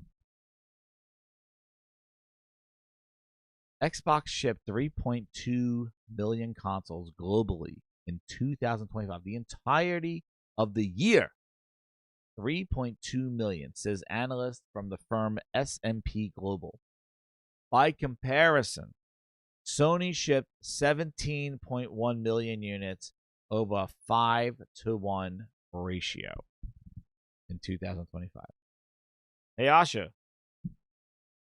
How about those exclusives? Lordy, lordy, lordy. All right, get in here. Yes, You don't like it. He's twitching. He's twitching in the corner. All right, tell them. I'm showing the chart right here. There's the chart. You got something to say? Okay, here, come here, get it. Tell them, get it. I'll let you say it once. Come here. Come here, Augie. Here. Stop! Enough! Yeah, he don't like it. All right, back to the wall. Back to the wall. He don't like it. He don't like it. Jesus. So, yeah. That is pretty pathetic that they only shipped 3.1 million consoles. I wonder if they're shipping more now. I don't even know. 3 million over a year, while Sony 3.2. Sony shipped 17.1. The PS6 is also projected to significantly outsell Project Helix. Does this give Sony arrogance? Do they know what's going on? I don't know. But all I know is, man, there's nobody. Xbox is not even close. And I don't know what Gears is going to do. They're getting blown out of the water here. And the console's now even more money. Because the Xbox, remember the price increase of the Xbox? I think we forget. Not only did Xbox lay off 1,600 people and shoo away 4 or 5 of their studios that they're no longer Xbox IP anymore, but they also increased the price of the Xbox before all this. Do we forget? Hello? Yeah. That was before Discgate, exactly. Before Discgate, Xbox increased the prices. Oh, no. PC X Hawk2. He thinks that this is going to change. Listen, PC Hawk2. Listen. It sucks. And I don't know how you have a PC in your name talking about Discgate. Come on, PC Hawk2. But let me tell you something. It sucks. The physical stuff, the digital stuff, and like I said, everybody has a right to whatever they prefer to purchase, and I do not want options taken away. But I'm telling you this. In reality, in the big picture, I don't think it's going to affect I think the price will affect the sales more than that on them. Maybe. But I don't think they're going to have Xbox is going to have this huge influx of customers. It's not 2013 anymore. And this hasn't been made. And Xbox is stupid. They haven't capitalized on this.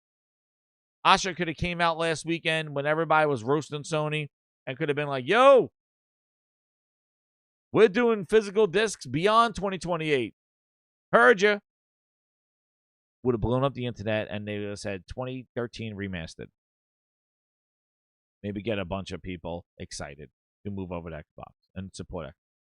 They could have looked at the good guys. They still haven't done anything. EA, Ubisoft, all these big publishers, Lucas, whoever the hell else is making things, Craftton, Embracer. None of these big publishers are like, yeah, well, we plan on making physical discs past 2028. Nobody has said anything. Nobody has challenged Sony. Everybody quiet. If this was me, I would have said, yo, I'm doing discs past 2028. I don't know what Sony's talking about, but I'm making discs. Because Sony doesn't mention anything about third party. They just say, we're not going to do discs. This is a perfect opportunity for somebody else to jump in their grave. So you're saying, Josh, that they're saying that they will not print discs from third party. They can't? They can't say anything? Xbox can say it, right? Oh, you're saying, does Sony print discs for Xbox? Hell, it was an easy W for Nintendo, Aaron. Ron. They got the Switch, too. They're going to have the cartridges and physical media past 2028. Nintendo should have jumped on that. The big dog has exposed his nuts. I can go directly to Blackness. PlayStation, shipping 5-to-1 ratio. I have an exciting life now. Breakfast to go. You're going to love my nuts. Watch They this. just shown Can their do weak everything- spot. They just shown their weak, target the weak area for maximum damage. They just revealed their weak spot. It's been sitting there for 2 weeks. Where is the critical hit? Where is the critical hit? The big dog has shown its balls. I have an exciting life now. Breakfast to go. You're going to love my nuts. Watch this. Where Can do everything- is the people that are going to take out the big dog? I would.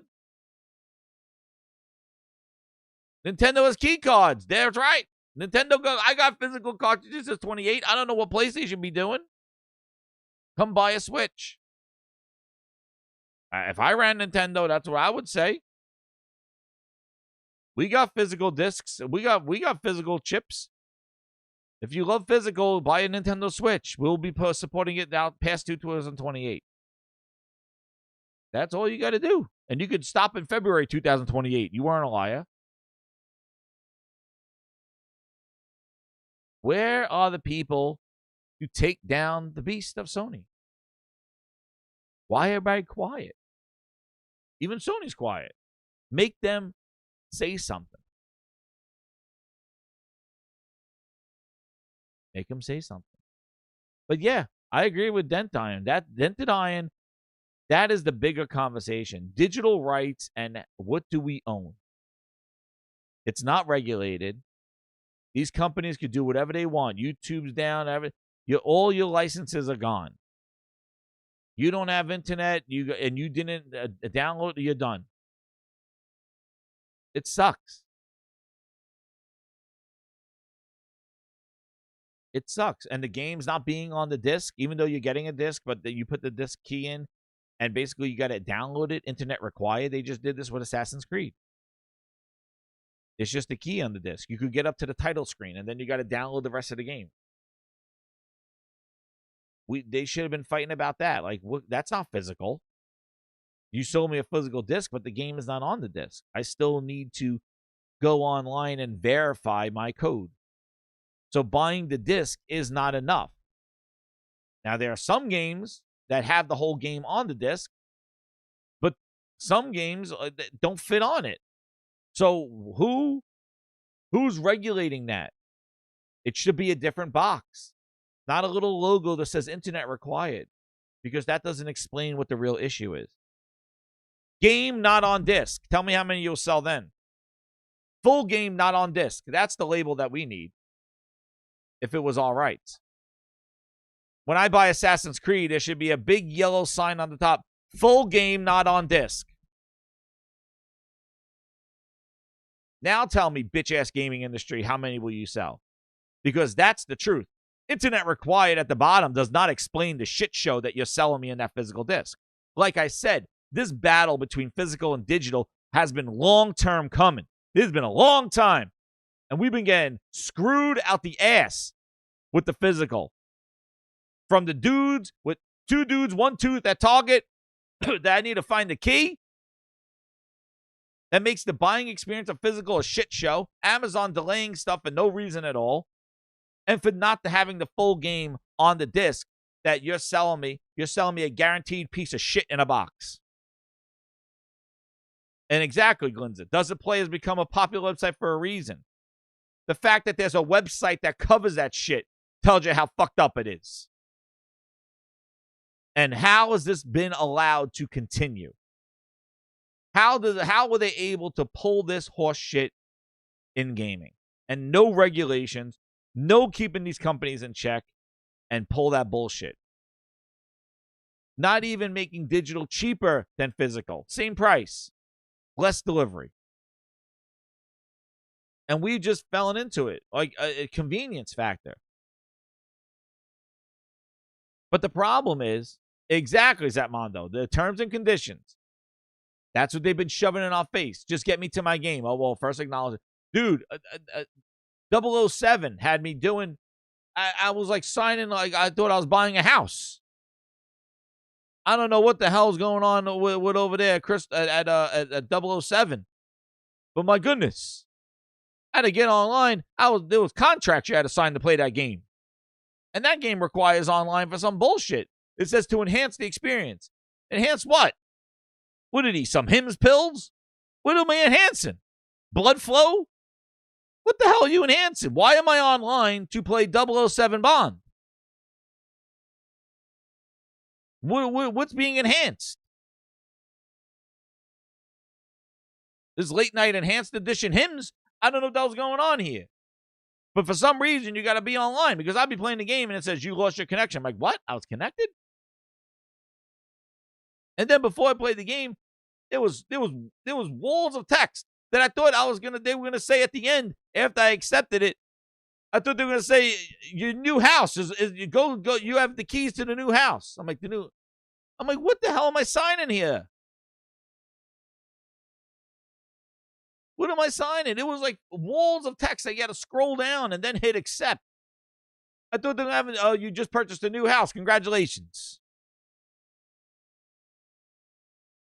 Like, I don't know what the hell's going on. Blue Chew Bandits. That's right, John. I said there's some wild shit going on there, but our rights are sucked. This is ridiculous. I don't know what's going on. But you're right. They've been screwing us every which way. But we just want to play the game. We're simple. We just want to be entertained. And just to get to our entertainment, they throw all the legality shit at you. You don't really own shit. Enjoy your entertainment. Magnet A Lord says there are not many actual physical games anymore. If you don't get the patches from the devs, they're not really physical. It's been an illusion for a while. I know. And that's my point with the physical and digital. Like, we're coming out to a head where, you know, you got collectors and physical, and it's like the physical has been shafted for a while now.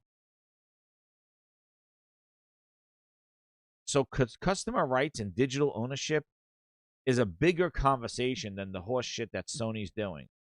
But the fact that they're going to all digital, there needs to be some sort of revisiting of the digital rights, because that needs to be, like, what's true ownership?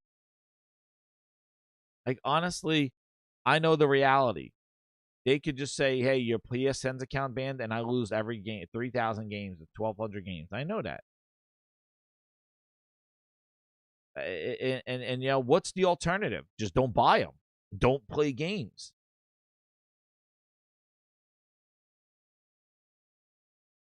And PC, there are hacking ways. There are some websites where you can get DRM free things. But you know what? DRM exists. Dude, those PC guys, their balls crunch up. I have an exciting life now.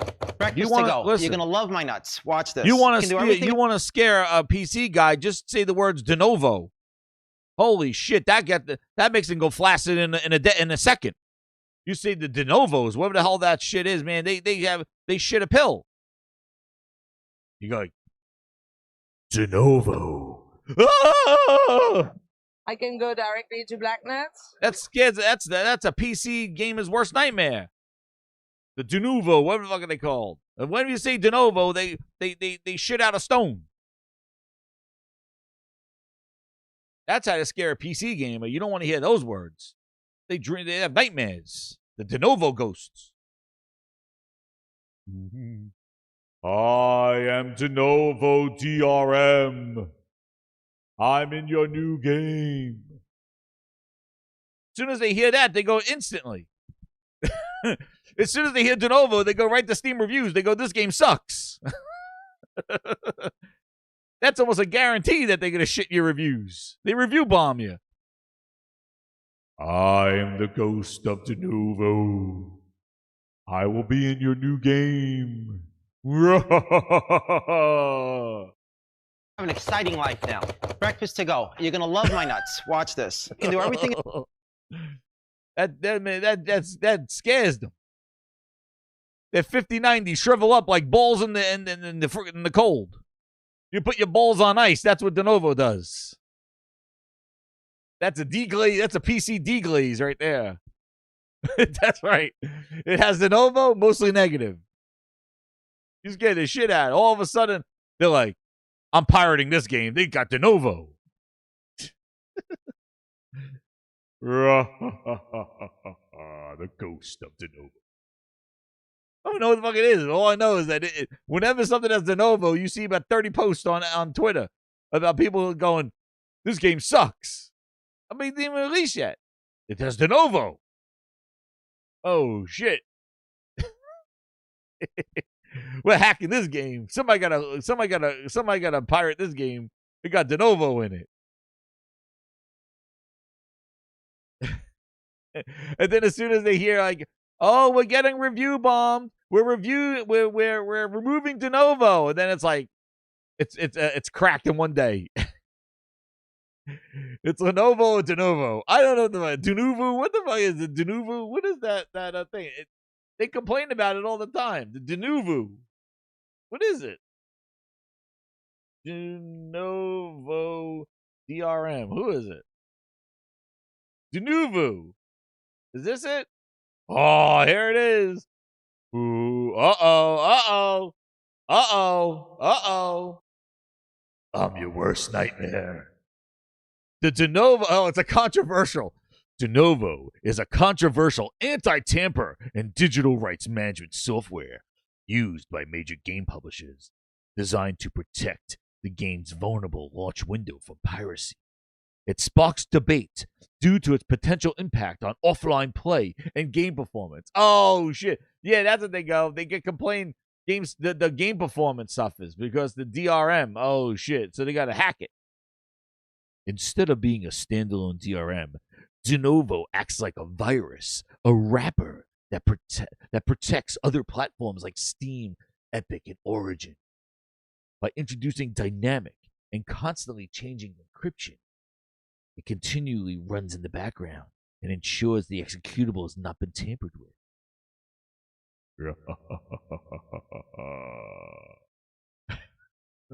It's affecting my frame rates. My ass. You just don't want it's anti-tamper.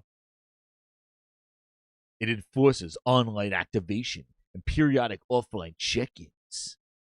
The community's concerns. It's frequently criticized by the gaming community for several reasons. Performance impact. Critics and users allege that the Denuvo constant background increases CPU usage. Oh, bullshit. That's just Windows. That's just Windows bulling that bullshit. Offline limitations. Games protected by Denuvo typically require occasional check-ins. What? Check-ins on PC? have an exciting life now. Breakfast to go. You're gonna love my nuts. Watch this. What Can do are we everything- doing here? I gotta leave PlayStation for my DRM free world of PC gaming. What do you mean they're check-ins? I thought PC is an open platform and it's free. I want to be free from DRM. I want to be free.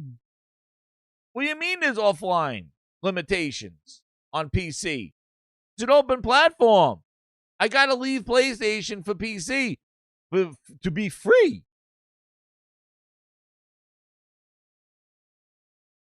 If Denuvo's authentication servers are ever shut down, players will lose the ability to launch and play games they purchased.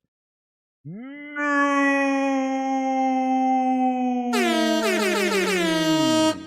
I'm funny how? I mean, funny like I'm a clown. I amuse you. So wait a second. This bullshit lives on PC as well. So what are we doing here? What's going on? I thought PC was the greener pastures, and you gotta boycott PlayStation because this. Oh shit! They got preservation risk on PC too. It sounds exactly like the horse shit that we're fighting about. What is this?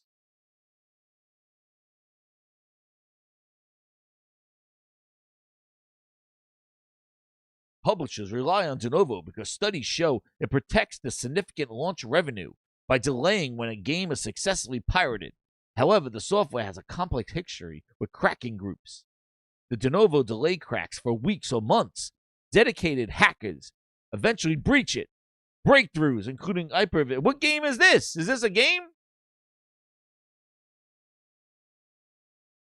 Is this a game? We got people that got hoodies and Guy Fawkes masks hacking video games for a full-time business. That PC world is wild over there. They got hackathons. They got guys with hoodies. Hoodies and those LED masks with the purple X's for the eyeballs. They're like, they have disguised voices like, we will hack your game. You may use Denuvo, but we're telling you right now, publishers, that we have a hacking group that will take out your game and make it free for everyone. You cannot beat us. We are the hackers of Denuvo. We have hypervised-based bypass methods and machine learning that could beat any of your DRM. We will free the people this evening. You cannot make us pay for your games. And we will not check in online because we are the hackers.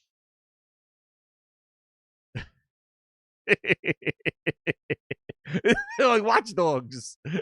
Like watchdogs. Hit that like button, grind. This is a wild show tonight. There they are. I got one. He's right here. He doesn't want to be named. Tell them what you do. The grindhouse is growing. We're growing. Get in here. You want to tell them? He wants to be anonymous. Here he comes. Oh, shit. He knocked over something. Yes, I am Anonymous 1. I have hacked multiple games that use Denuvo. Me and my friends, Anonymous 2 and Anonymous 3, my friends from high school, have found out ways to make gaming not have online check-ins, and we fight Denuvo DRMs. I use my Chromebook, and my friend uses his other Chromebook from school, and we make sure that we break DRM and free games so you don't have to pay. We don't want to buy games, and when I buy my games, Denuvo will make sure that these games are not mine, so I will hack them and illegally pirate them. That sounds like great news. Now I'm going to go back to my Chromebook and make sure that my teacher doesn't realize that I'm using it for these illegal things. Oh, shit. Dude's using a fucking Chromebook. Oh, shit. Spoilers. They're using their Chromebook from 5th grade to hackathon Denuvo. Holy shit. So now the publishers are fighting back against Anonymous 2. Anonymous 1 and Anonymous 2. Because the hackathons are going on, some publishers are fighting back. And they pivoted to imposing stricter online DRMs and a 14-day token expiration in 2K games, which has drawn further ire from paying customers. Many publishers choose to patch Denuvo out of their games months or years after release once their sales peak has passed. That is some wild shit. So they just front load Denuvo for the hackers, and then once the game loses its luster, they say now you can pirate our game. We don't give a shit anymore. We made our money back. Dude, this is why digital rights and the digital world is messed up. And nobody is ready for this shit. So the fact that physical and digital, it is a shit show. And it is a bigger conversation. And it's across everything. It's not just the console. It's on PC. And that's my whole point. PC is fighting this battle as well. Yes, you got illegal hackers like Anonymous 1 that try to fight for the people with the Guy Fawkes mask and the hoodies. But, like, Robinhood ain't going to save PC gaming. I don't know. So it's wild that this stuff exists. But Denuvo, whatever the hell it is, scares the shit out of them. And they use it as a way to protect their purchases. And that's another reason why, even when they put games on console, yes, there may be hacking, but it's not as prevalent as it is on PC, where you can manipulate actual files and folders and verifications and things like that, and you can mod and do all those things, where console's a closed environment. So the console, there's less restriction. You don't have access to that unless you really want to do it, and you need like some, probably developer mode and shit like that. It's not as easy as just looking up some cracked websites and getting some free games. So the thing is like, they want to sell it on console, and that's probably why GTA wants to get maximum amount of sales. We're going to sell it on console first, make a ton of money, because we don't have to worry too much. Yeah, there's hacking, but it's not as prevalent as PC. Make shit ton of money on consoles, and then we'll put it to PC for the bonus bucks. And we'll do Denuvo and then probably remove it. But that's probably their strategy. And that's why some of these games do console, because the console is there for them to make guaranteed money, because hacking and pirating is not as prevalent as PC. And you could say, like, oh, well, there's DRM-free websites. Yeah, PC is an open market. Hey, you want free games, you want some cool stuff, you want hackers and get cracked games, good. Who never did that? It is what it is. I'm not saying it's horrible, but, this shit is, I'm just trying to point out that the DRM rights and horse shit like that and check-ins, it's still on PC as well. It's not like PC is the golden era of there. There are illegal ways of getting around it, but it's still there for the common folk to deal with. So online check-ins, things like that. So it's not greener pastures where I'm going to fight PlayStation, going this and locking me to the store, and then deal with Denuvo on friggin' Steam. It's like, yeah, well, you're going out of the pot into the water. You know what I mean? Pot into the fire. It's a similar situation. Our DRM, our rights management needs to be regulation. There needs to be some level of trust in a way that they do get their money and things like that. I don't know what it is, but nobody wants to address it. So they keep coming up with all these crazy-ass ways of doing it and pushing the boundaries and pushing the limits and pushing against us, the customers. It's bullshit. And we can vote with our wallets. Exactly, PC Xbox. 18 months before the hacking apocalypse is. Yes, PC Hawk 2 is right. He's one of our secret Hawk 2. He's right. We will be there to hack GTA and Denuvo when it releases. There you go. I knew PC Hawk 2. I knew you were part of that group. I knew PC Hawk 2 was part of the hackers group. I got you. Expose PC Hawk 2 on that one. But yeah, dude, I don't know what's going on, man. It is a shit show all over the place. Again, it is wild times going on. Here, speaking about bloodbaths, Compulsion looking for good work, dude. Poor Compulsion fighting for its life right now. You know, good luck to them. I'm afraid that the Compulsion, they're not they haven't released the game. I think they got sent out to die. They're gonna try to make a South of Midnight, probably, you know, maybe a Switch edition or something like that. But they're kind of done. They just released the game. They haven't have a game new. So I don't know who is really going to jump on that. So I don't know about Compulsion, man. They seem to be in they may be the first victim of Xbox's let me go thing. The layoffs got so bad over at Xbox that the player feedback now is begging them to stop the layoffs. You heard it here first, Grinders. The Xbox player's voice has the top trending post of stop the layoffs.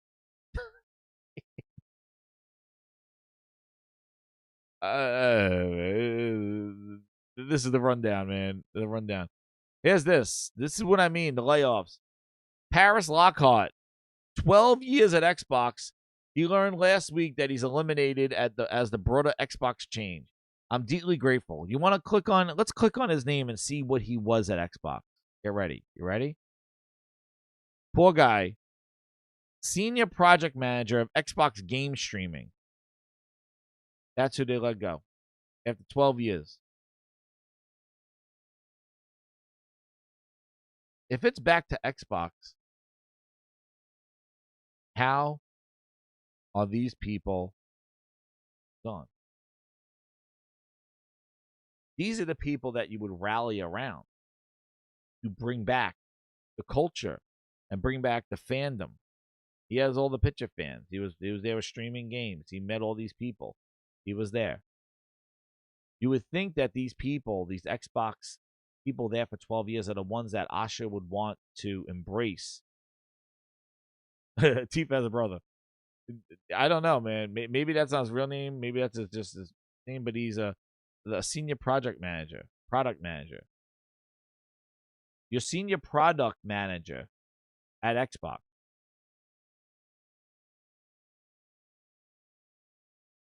You would think that those are the people that you would want to keep, right? See? Gaming community, meeting fans, engaging in social media. The rally the troops. Yeah, well, Asha don't know. Asha don't care. Just when you thought the rants are over, Grinders, get ready. Just when it's over. Or else what? They'll stop buying games? Yeah, I don't know, man. I have no clue. Now, I know a lot of you don't. Halo, listen. The fact that we got to do a Halo rant. We got to do a Halo rant. Because this is close to my heart here. The incompetence that has been handled by that shit-faced booty cheeks. You could put lipstick on a pig, but they're still 343, man. Halo Studios sucks.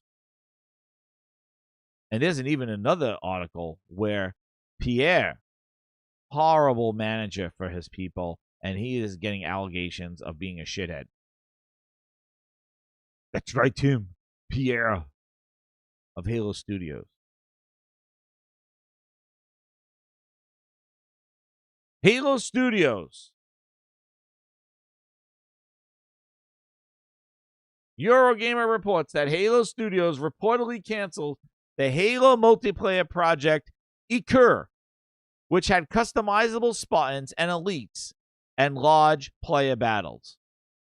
This was the bullshit rumored one that they were going to do that battle royale, that big battle with the elites, the large player battles. Back to, like, remember what it was with the war zone that they had? Not in Halo 5, but in Halo, it was Halo Reach or 3. It was 3, where they had the elites versus Spartans and the escalated warfare, war zone. I was looking forward to this.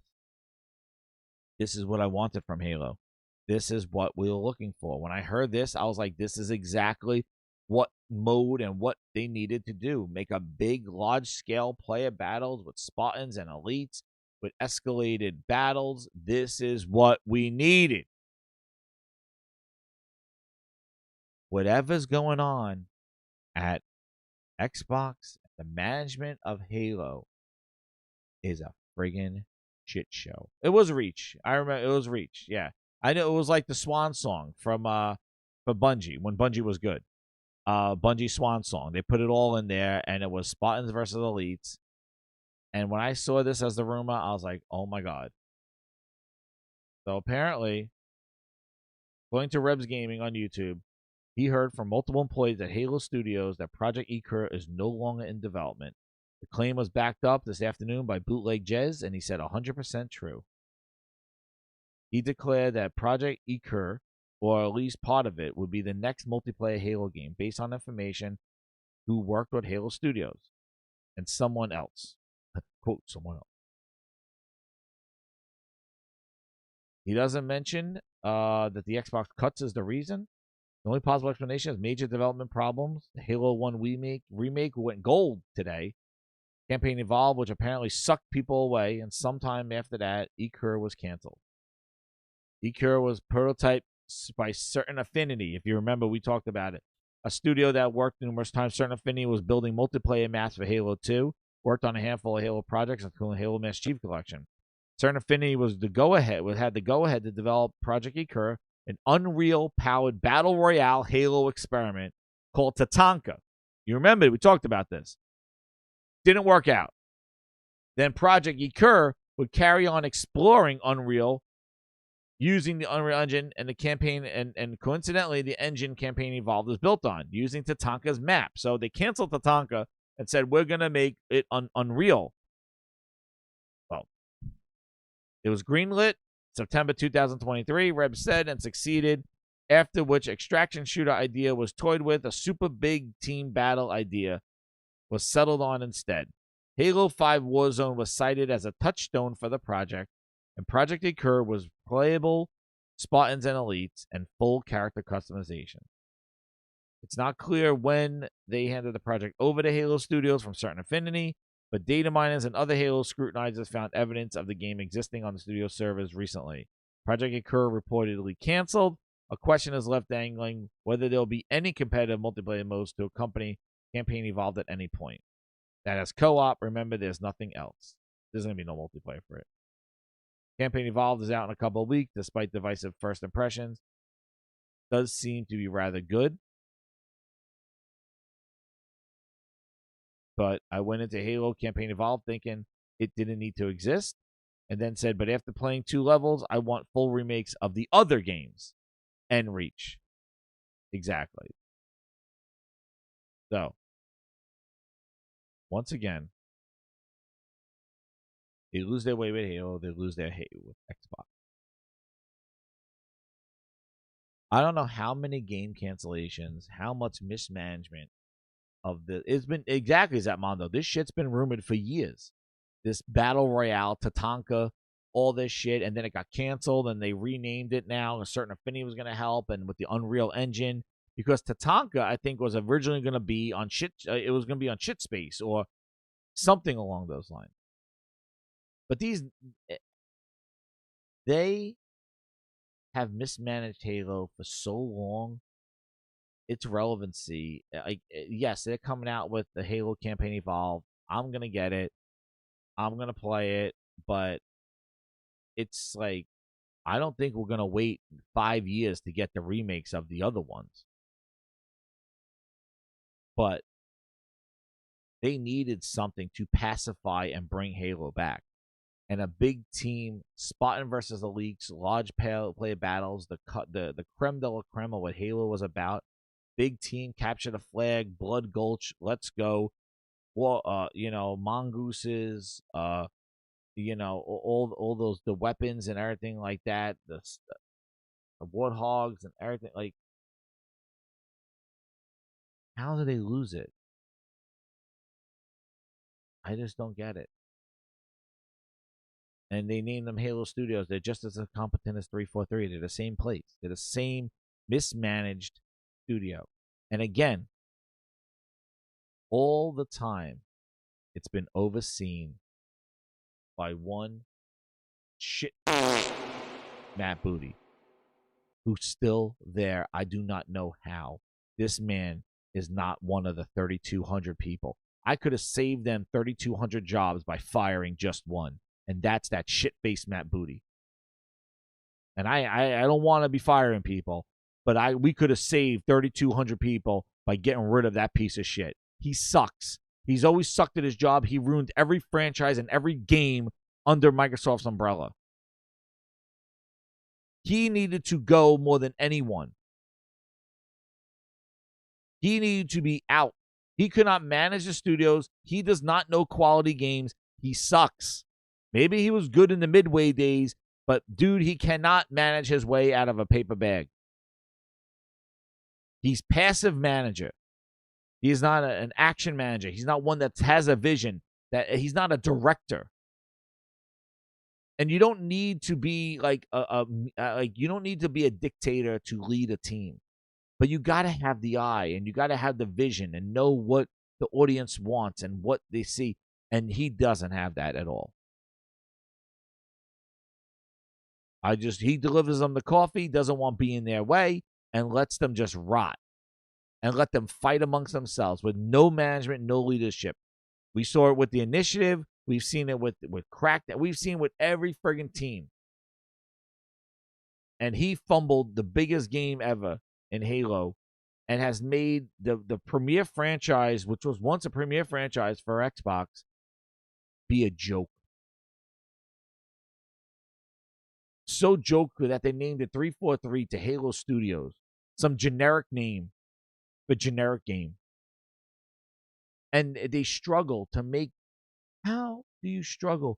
This multiplayer project, like you said, has been 8 years, 7 years, 12. This thing's been rumored for so long. They had certain affinity working on it. They had other people working on it, and they still can't get a game out. You're telling me Halo Infinite was supposed to release in 2020. It got delayed to 2021. We are now in 2026, and it took these idiots 5 years to remake the first Halo game. We should have been on the trilogy right now. It took them 5 years to ship the original Halo with no multiplayer with Unreal. That's how incompetent. 5 years of game development to remake the first game from their last game. That released in 2021. This is not a new Halo. This is not a brand new multiplayer. This is the first game remastered with no multiplayer. Bonnie's gone. Kiki's gone. Joseph Staten is gone. And you got Pierre. Shit show Pierre. Running this thing. And look at this. What's shit show Pierre doing?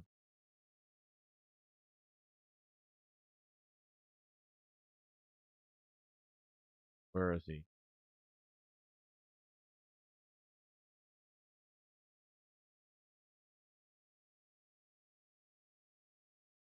Where's shit show Pierre? I don't know. Did I bookmark it? Hold on. Let's see if I bookmark.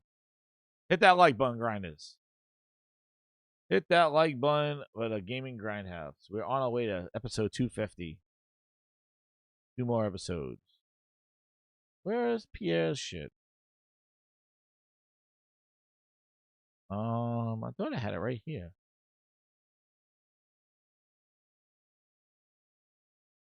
Xbox Lid. Maybe Rebs had something.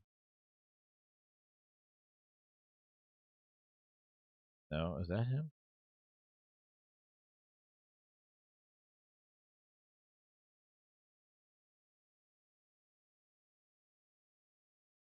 Yeah, here it is. So he did an article. He actually, yo, this is wild. This is what I wanted to show you. He said, "Dear Asha," he's sending. This is Rebs Gaming. He's a big Halo insider. Dear Asha, my new video report provides all the information you need to realize that Halo Studios leadership must change. This goes beyond bad behavior. Their leadership completely mismanaged Halo Campaign Evolved, which is the reason they canceled the multiplayer project. Leadership changes must happen to save Xbox's most important franchise. As a side note, these problems were previously made aware to Microsoft HR and legal, but they chose to ignore them. Yikes. Let's see what he sent Asha. Rebs, tell him. And go Birds. Oh, shit. I don't, go Giants. Rebs, no. Anyway.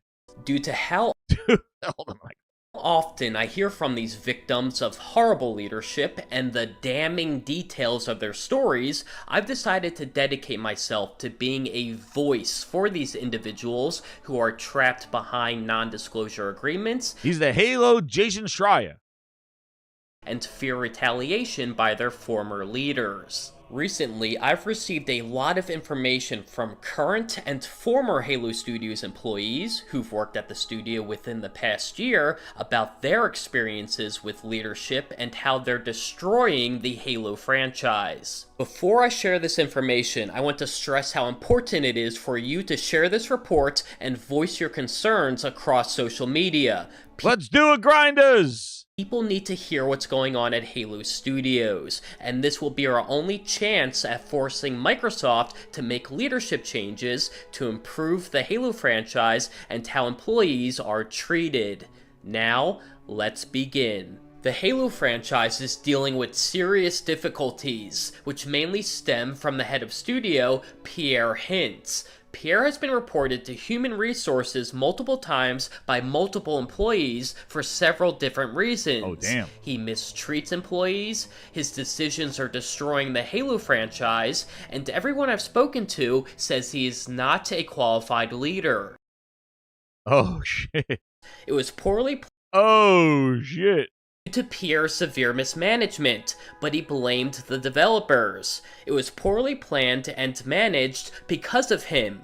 He did nothing to work on a roadmap, did not plan things out correctly, and constantly changed priorities for the development team. As a side note, there are more details about Campaign Evolved's development and how it affected Project Ecker's development that I'm going to share in my next report. I want to stress something that's very important. A lot of people worked very hard to salvage Campaign Evolved. The development team rallied and saved the project, and deserve praise for digging the game out of the hole that was created by Pierre. These people want and are trying to make Halo succeed, but Pierre is leading the studio and franchise to ruin. So, how did someone like Pierre manage to become the head of Halo Studios? Yo, we saw him. It all leads to the ass. There it is. I told you, this man needs to go. Kick him in his ass. I don't understand.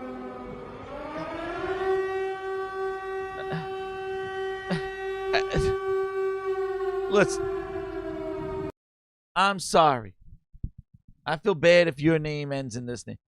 But if I'm going down a list of people that suck, and I got a person named Booty on my team, that is number one the problem. We will not have shit on our team. The guy, his name is screaming, I suck. Like, who wants, I'm quality control. What's your name? Booty.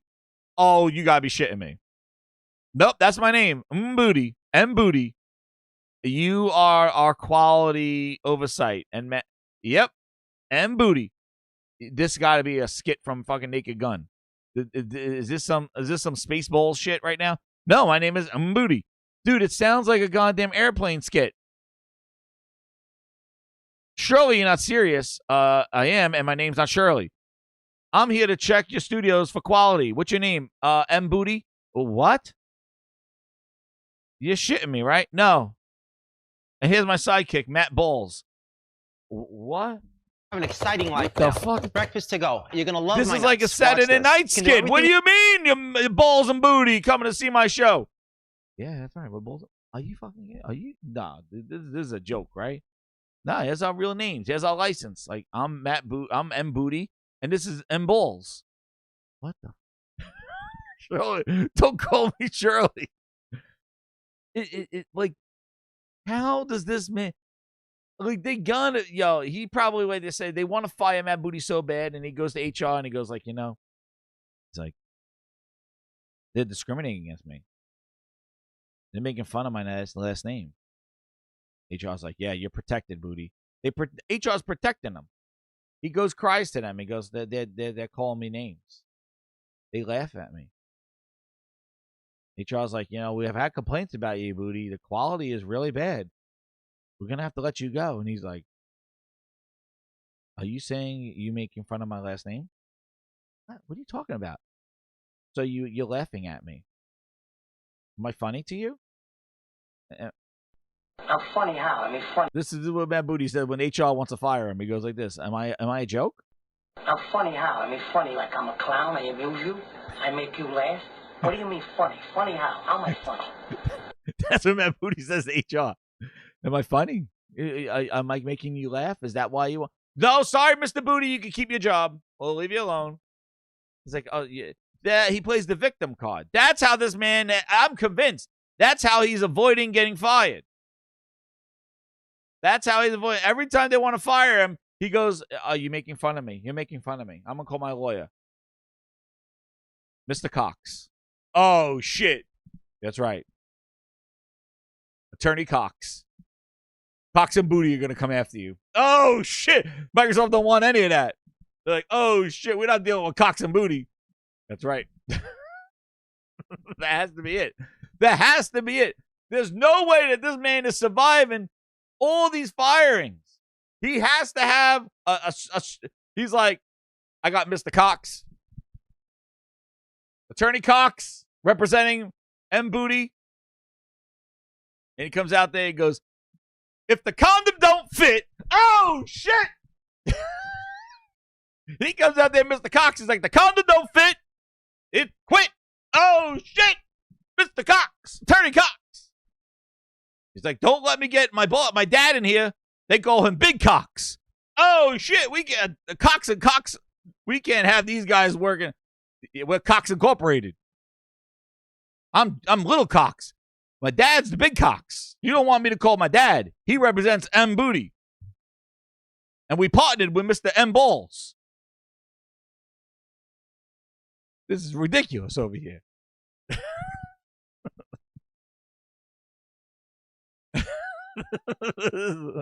Hit that like, but this is a wild shit. I'm telling you, this is what's going on. He's protected. That's why they call him Cox. We protect you.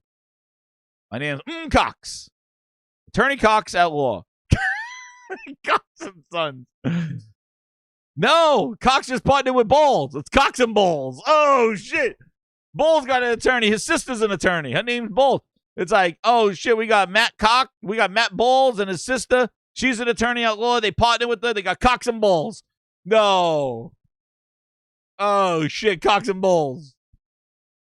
Owned by Big Daddy Cox. Oh shit. And Boo's like, don't let me get Cox in here. Don't let me get Cox. Cox and Balls law firm. Oh man, Cox and Balls. This is not good.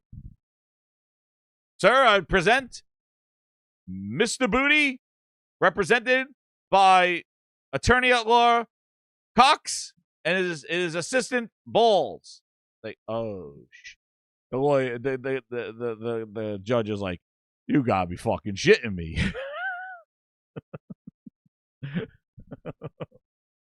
You gotta be shitting. And Booty's like, excuse, would you say, Mr. Judge? He says, I said, you gotta be shitting me. And he goes, I'm funny how? I mean, funny like I'm a clown. I amuse you. I make you laugh. What do you mean funny? Funny how? How am I? Oh man, Booty played the victim again. Damn it. The judge is like, there you go. I just compromised the whole case. Booty wins. I said you gotta be shitting me, and then Matt Booty says you're making fun of my name. I think that he plays the victim. And Leroy Shits. Oh, shit. They got Leroy Shits. Cousin Leroy Shits. That booty's like, I'm going to call my cousin Leroy Shits in here. You can be like the two turds. The two turds. Make the two turds. Yeah. I'm Leroy Shits. I'm cousin Shits. He's gotta play the victim. When they're thinking about firing him, he goes, you're my name. You're making fun of me, right? You're making fun of me. So anyway, let's hear the continue about how Matt Booty appointed Pierre. The friggin' Pierre abusing people. I'm told Matt Booty hired Pierre, but the person who really stood up for Pierre and is the main reason why he became the leader of Halo Studios is Craig Duncan. Oh, man. Assholes win the assholes. This is wild. That's because all these people were put in this position and didn't know about anything. Apparently, Craig, who worked alongside Matt Booty at Midway Games and was the studio head of Rare before becoming head of Xbox Game Studio, has known Pierre for a long time and was supposed to mentor him, but rarely did since Craig was in London.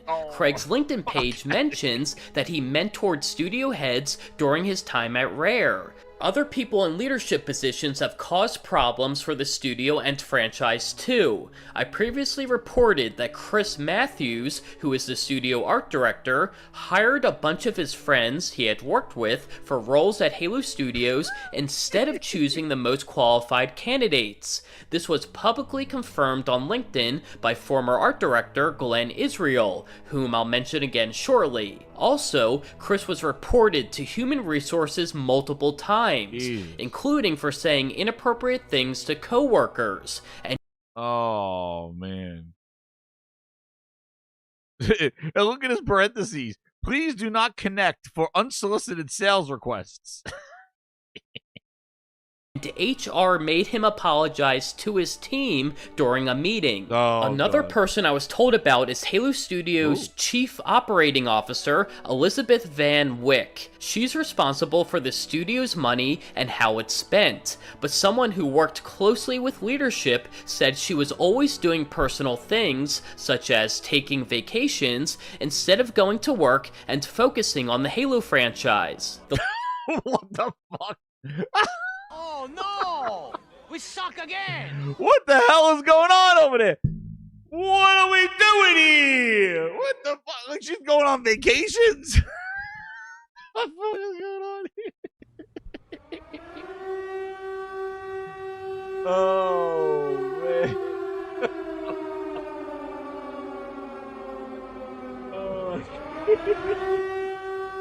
Booty's a goddamn cockroach, David. He's a cockroach. He survived the nuclear. I don't. The money lady was going on vacations. What the hell is going on here? Oh shit! Apologized to his team during a meeting. Another person I was told about is Halo Studios' Chief Operating Officer, Elizabeth Van Wyck. She's responsible for the studio's money and how it's spent, but someone who worked closely with leadership said she was always doing personal things, such as taking vacations, instead of going to work and focusing on the Halo franchise. How much vacation? She had 12 years. How much vacation she got? He's like, on the beach again. But we got a deadline for Halo. Who cares? The last thing I want to discuss is a game developer report by Brian Francis, which includes information from Glenn Israel. Glenn offered a detailed account of his time at Halo Studios, noting that during one 9-month period, he simultaneously served in 3 director-level positions on 3 different projects. Xbox recognized him with a special service award for pulling triple duty. That Booty handed out one triple duty, he says. Nobody does the triple. He's like, nobody does a triple duty. Despite that, he was laid off from the studio in late 2025, with his separation agreement stating that his role of art director was no longer necessary. But a month after Glenn's departure, an artist was given his art director position. Glenn said he was laid off after filing complaints over the behavior of Pierre Hintz and Chris Matthews. He told Game Developer that he witnessed firsthand or was personally subjected to numerous unethical and or unlawful acts committed by the two executives. These acts include blacklisting, fraud regarding compensation, rampant cronyism, and multiple harassment campaigns designed to provoke the constructive discharge of unwanted employees otherwise in good standing. Hopefully. Jeez. This sounds like a crime unit over there. They make the fucking game. Just make Halo. What the hell's going on over there? There's some like friggin' underground, some horse shit going on over there. It's like Halo the Mafia series. What the hell's going on over there? They got the lady who makes the money going on vacation. Elizabeth 2 times. Elizabeth on vacation. You got Pierre Hintz, whatever, cursing up at everybody. Tell them they're shitheads. What the hell's going on there? You tell people you're fired because we don't need an artist, and then they hire an artist. This is like the new age mafia right here. What the hell's going on here? You got the Joey 2 times. We got the Gabagool Prevalones. What the fuck is going on? What the hell is this? Pierre Prevalone? What kind of Halo Mafia is this? And Matt Booty and Craig Duncan, what are they doing? Where's the management? You see these studios are running around like the teacher's not in session. Like you have a substitute teacher, and these other people just running around, calling each other shithead and all names and stuff, reporting it to HR. HR's like, go suck on a lollipop. And Matt Booty and Craig Duncan are nowhere to be found. You're supposed to mentor them. You don't know how to lead. What the hell's going on? How much betrayal can Paulie take? I don't know what the hell's going on. This sounds like an episode of The Sopranos. What the hell's going on here? Elizabeth's supposed to have the money. She's on PTO. What? Again? Yeah. She was supposed to drop off the money yesterday. Like, what the hell? And Asha's doing what? Asha. How about those exclusives? How about them? How about those exclusives? Holy shit. Everyone can now clearly understand why Halo Studios' leadership needs to change. If you do understand, I kindly ask you to help spread awareness by sharing this report across social media. Hopefully doing so will convince Microsoft to take action rather than continuing to ignore employee complaints and allow unqualified leaders to destroy their most iconic franchise. Thank you for your support, and stay tuned for my next. That's some wild shit right there. Holy crap. What the hell is going on over there? No wonder that before I even clicked on that video, I said, why did it take 6 years to make a remake of the first game? Now we know. This is, yo.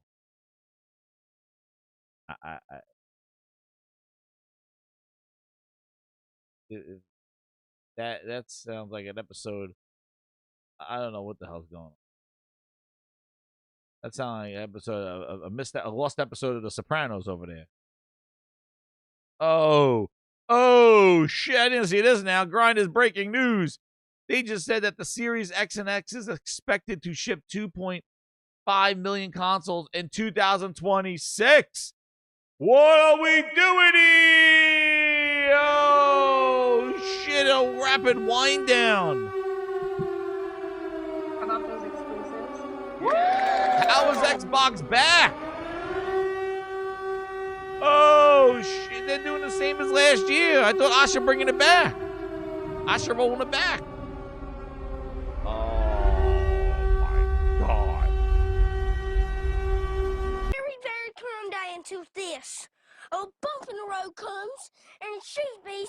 sarcastic. I won't be coming back until Saturday when you leave. She's gonna try to stop me, but she can't run in those little high heels. Never see this face again. Yo, what is Asha doing?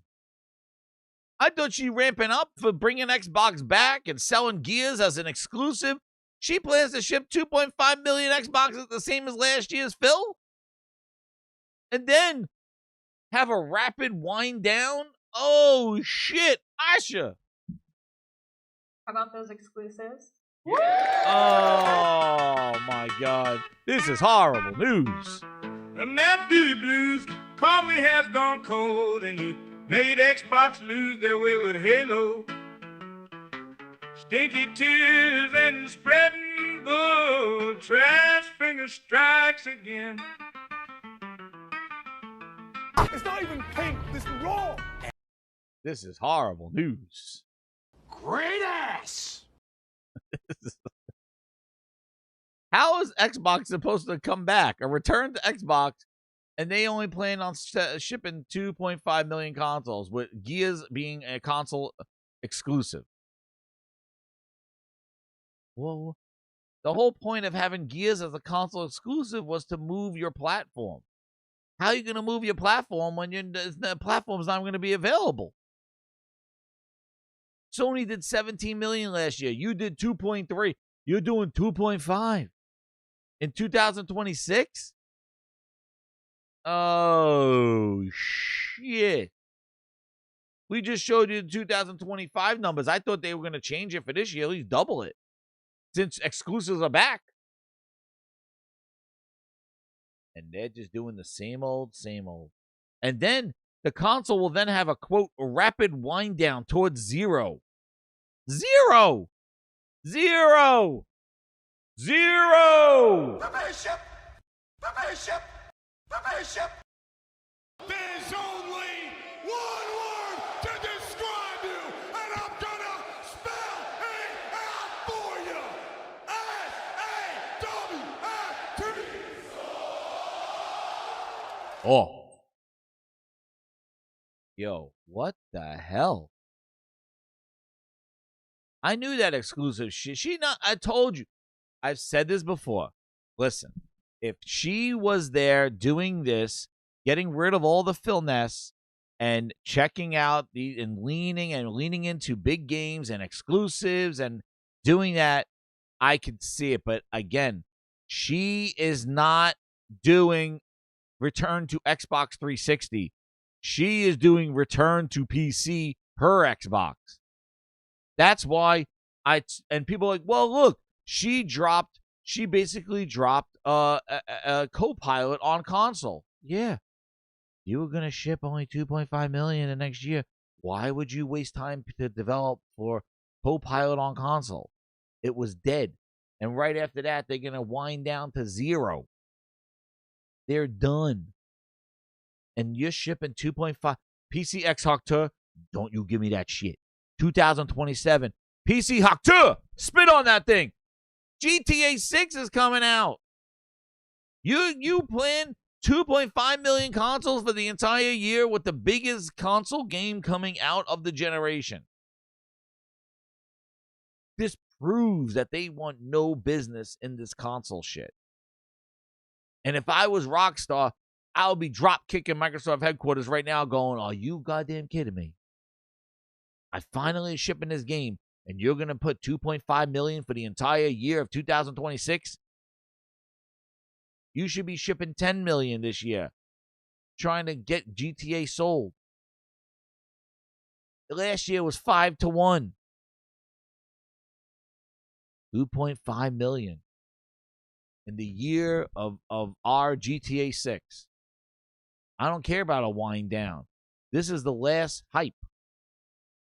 And this is what your roadmap is when you're talking about bringing back exclusives to what? To almost the same as last year when you were telling everybody everything is an Xbox? The way she was talking this year early before she decided to go bloodbath on everybody, the way Asha was talking, it sounded like they were going to ship 10 million consoles. Whatever your name is, Get ready for the big surprise. Welcome to the Grindhouse, Francesca Lukeman. Welcome. Thank you for subscribing. Yes, please subscribe. Get a shout out. So hit that subscribe button, Grinders. We are growing. Getting ready for episode 250.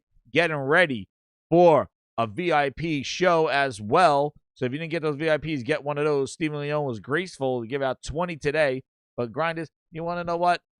You stay a couple more minutes while we wrap this up. I'm going to gift you some. I'm going to gift some VIPs. Take you to the balcony so you can check out the awesome VIP content and be in the balcony for our next show coming as we hit our goal for 300. But I'm going to throw out a couple. So stay tuned. Hit that like button and subscribe to the Gaming Grindhouse, and you could possibly get a membership right now for free. There we go. And hit that like button, please. That is for free. There you go. And hit the hype button. Whatever that hype button does. I don't know what it does, but I like to see it. Anyway, back to where we were. This is in our year of GTA 6. And then to see the firm says they're going to wind down towards 0 next year. So what I'm going to say right now, knowing this, and this is true, again, this is S&P Global. Who the hell knows what these are? But I want to tell you something.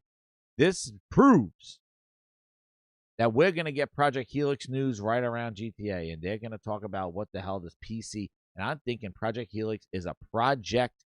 It is a program that is going to incorporate all the other manufacturers and OEMs into what this Helix device may be and what this program is going to entail, and they will have a reference device that they will bring out as well. But I am sure by October, we may be starting to see some project, quote-unquote, program Helix PCs roll out from Asus, Lenovo, probably in October of this year, and they update the app exactly Silver Wolf, and there's your program Helix, and then they will have a reference device coming out probably sometime next year that will be kind of like their kind of reference device that other OEMs could target. But I wouldn't be surprised if we start seeing it later on this year. And Clockwork does look worse now. Yes, I know. I told that to Death Singer on Thursday. He did not compare the two. I was like, just go look at the two of them. It's downgraded. So you saw that here. I did side by side. There's proof. It's not just I'm saying it. I saw it. Clockwork de-evolution. I'm calling it right now. Who knows what it'll look like next year? But yeah, I wouldn't be surprised later this year. October is usually when they have the new tech and the new PCs and stuff.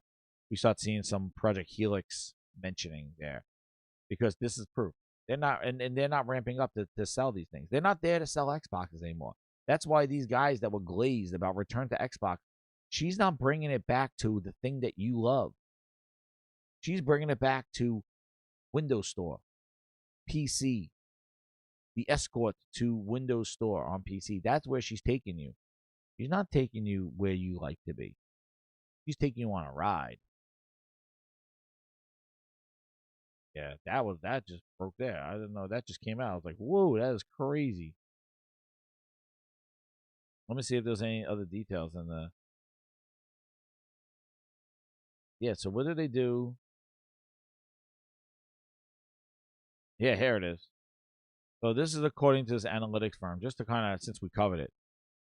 They shipped 3.2 million. So they shipped 3.2 million consoles last year.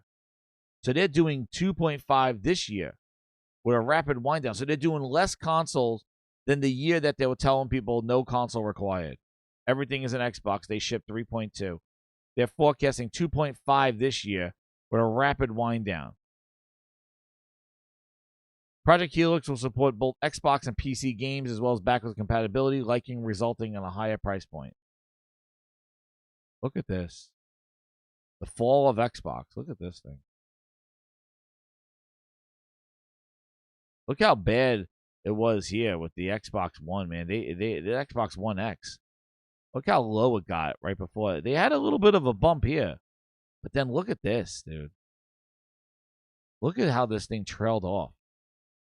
They had a bump in the first couple of years and I think this was more of the Series S. The availability and the cheapness of the Series S. Well, actually, yeah, look, see? Series S is the dark purple. They listen, people try to give them, look, in 2021 and 2022, they were giving them a shot. Xbox was coming back. They were getting a shot. But then look at this. It just plummeted. And remember, they didn't say, look, it started plummeting bad when they said just 4 games. Look, just 4 games, boom, it plummeted. 2024, just 4 games, boom, drop.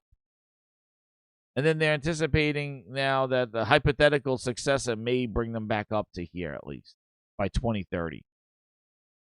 I don't even think it'll be that high. Now let's see. They have PlayStation on here? No, they don't have that PlayStation 5. PlayStation 5 is shipped 17.1 million units in 2025. That was a 15% decrease. They declined further to 13 million in 2026. So they're doing 13 million this year from 17 million last year. Xbox going 3 to 2. That is craziness. So they're still keeping that ratio. And the prices went there. Bob noted these figures are challenging for customers considering a 6-year-old device. The gap between the PS5 is already negative and widening. He questioned whether the highly anticipated GTA 6 will be compelling enough to offset the high price. It will. I think so. Unfortunately, yeah. The framing design inspired confidence for 27 and above are models of PS6 launch in 2028, contributing 4 million units in its first year, scaling to 17 million units by 2030. So they're expecting let's see, 17 million by 2030. Yeah, so they're expecting a slow adoption of that. They're thinking 4 million in the first year for the PS6 in 2028, and then, what the hell? 2030, that's what they're anticipating. Listen, games and availability and price point, and we will see. Yeah, it is. I do think that GTA 6 is gonna light a spark of unprecedented, whoa! And I think this is the calm before the storm of GTA 6. That's what I think. Now that doesn't excuse the shit PlayStation handling communication wise, and that doesn't handle Xbox just gutting everything. But I do think GTA 6 is gonna be a huge jolt. And a defining moment in gaming. That's my thoughts on there. X-Hawk Tour says no, PC's not going to sell that much. No, PS6. He knows. He's from the future. Hawk Tour, you have nothing to say about the 2.5 million Xbox? Anyway, grinders, I'm going to throw out those members right now. Here you go. Thank you again for doing that. And let me, I'm going to send those out as a thank you for those sticking to the end of the show. There you go. There's 5. Who did I get? Taking 5 to the balcony. There we go. Who got him?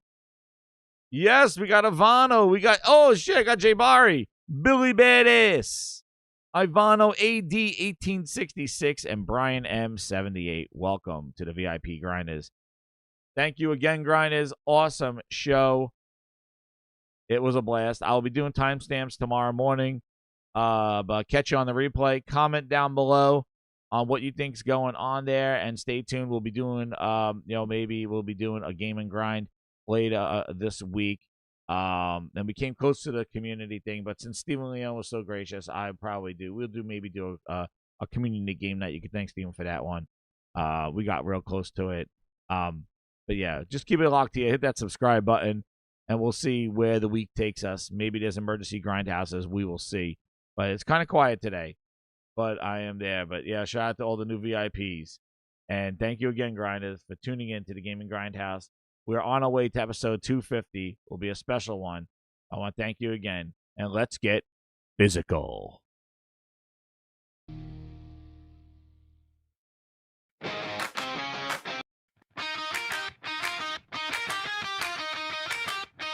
Shout out to the new VIPs and Ultimate Grinders.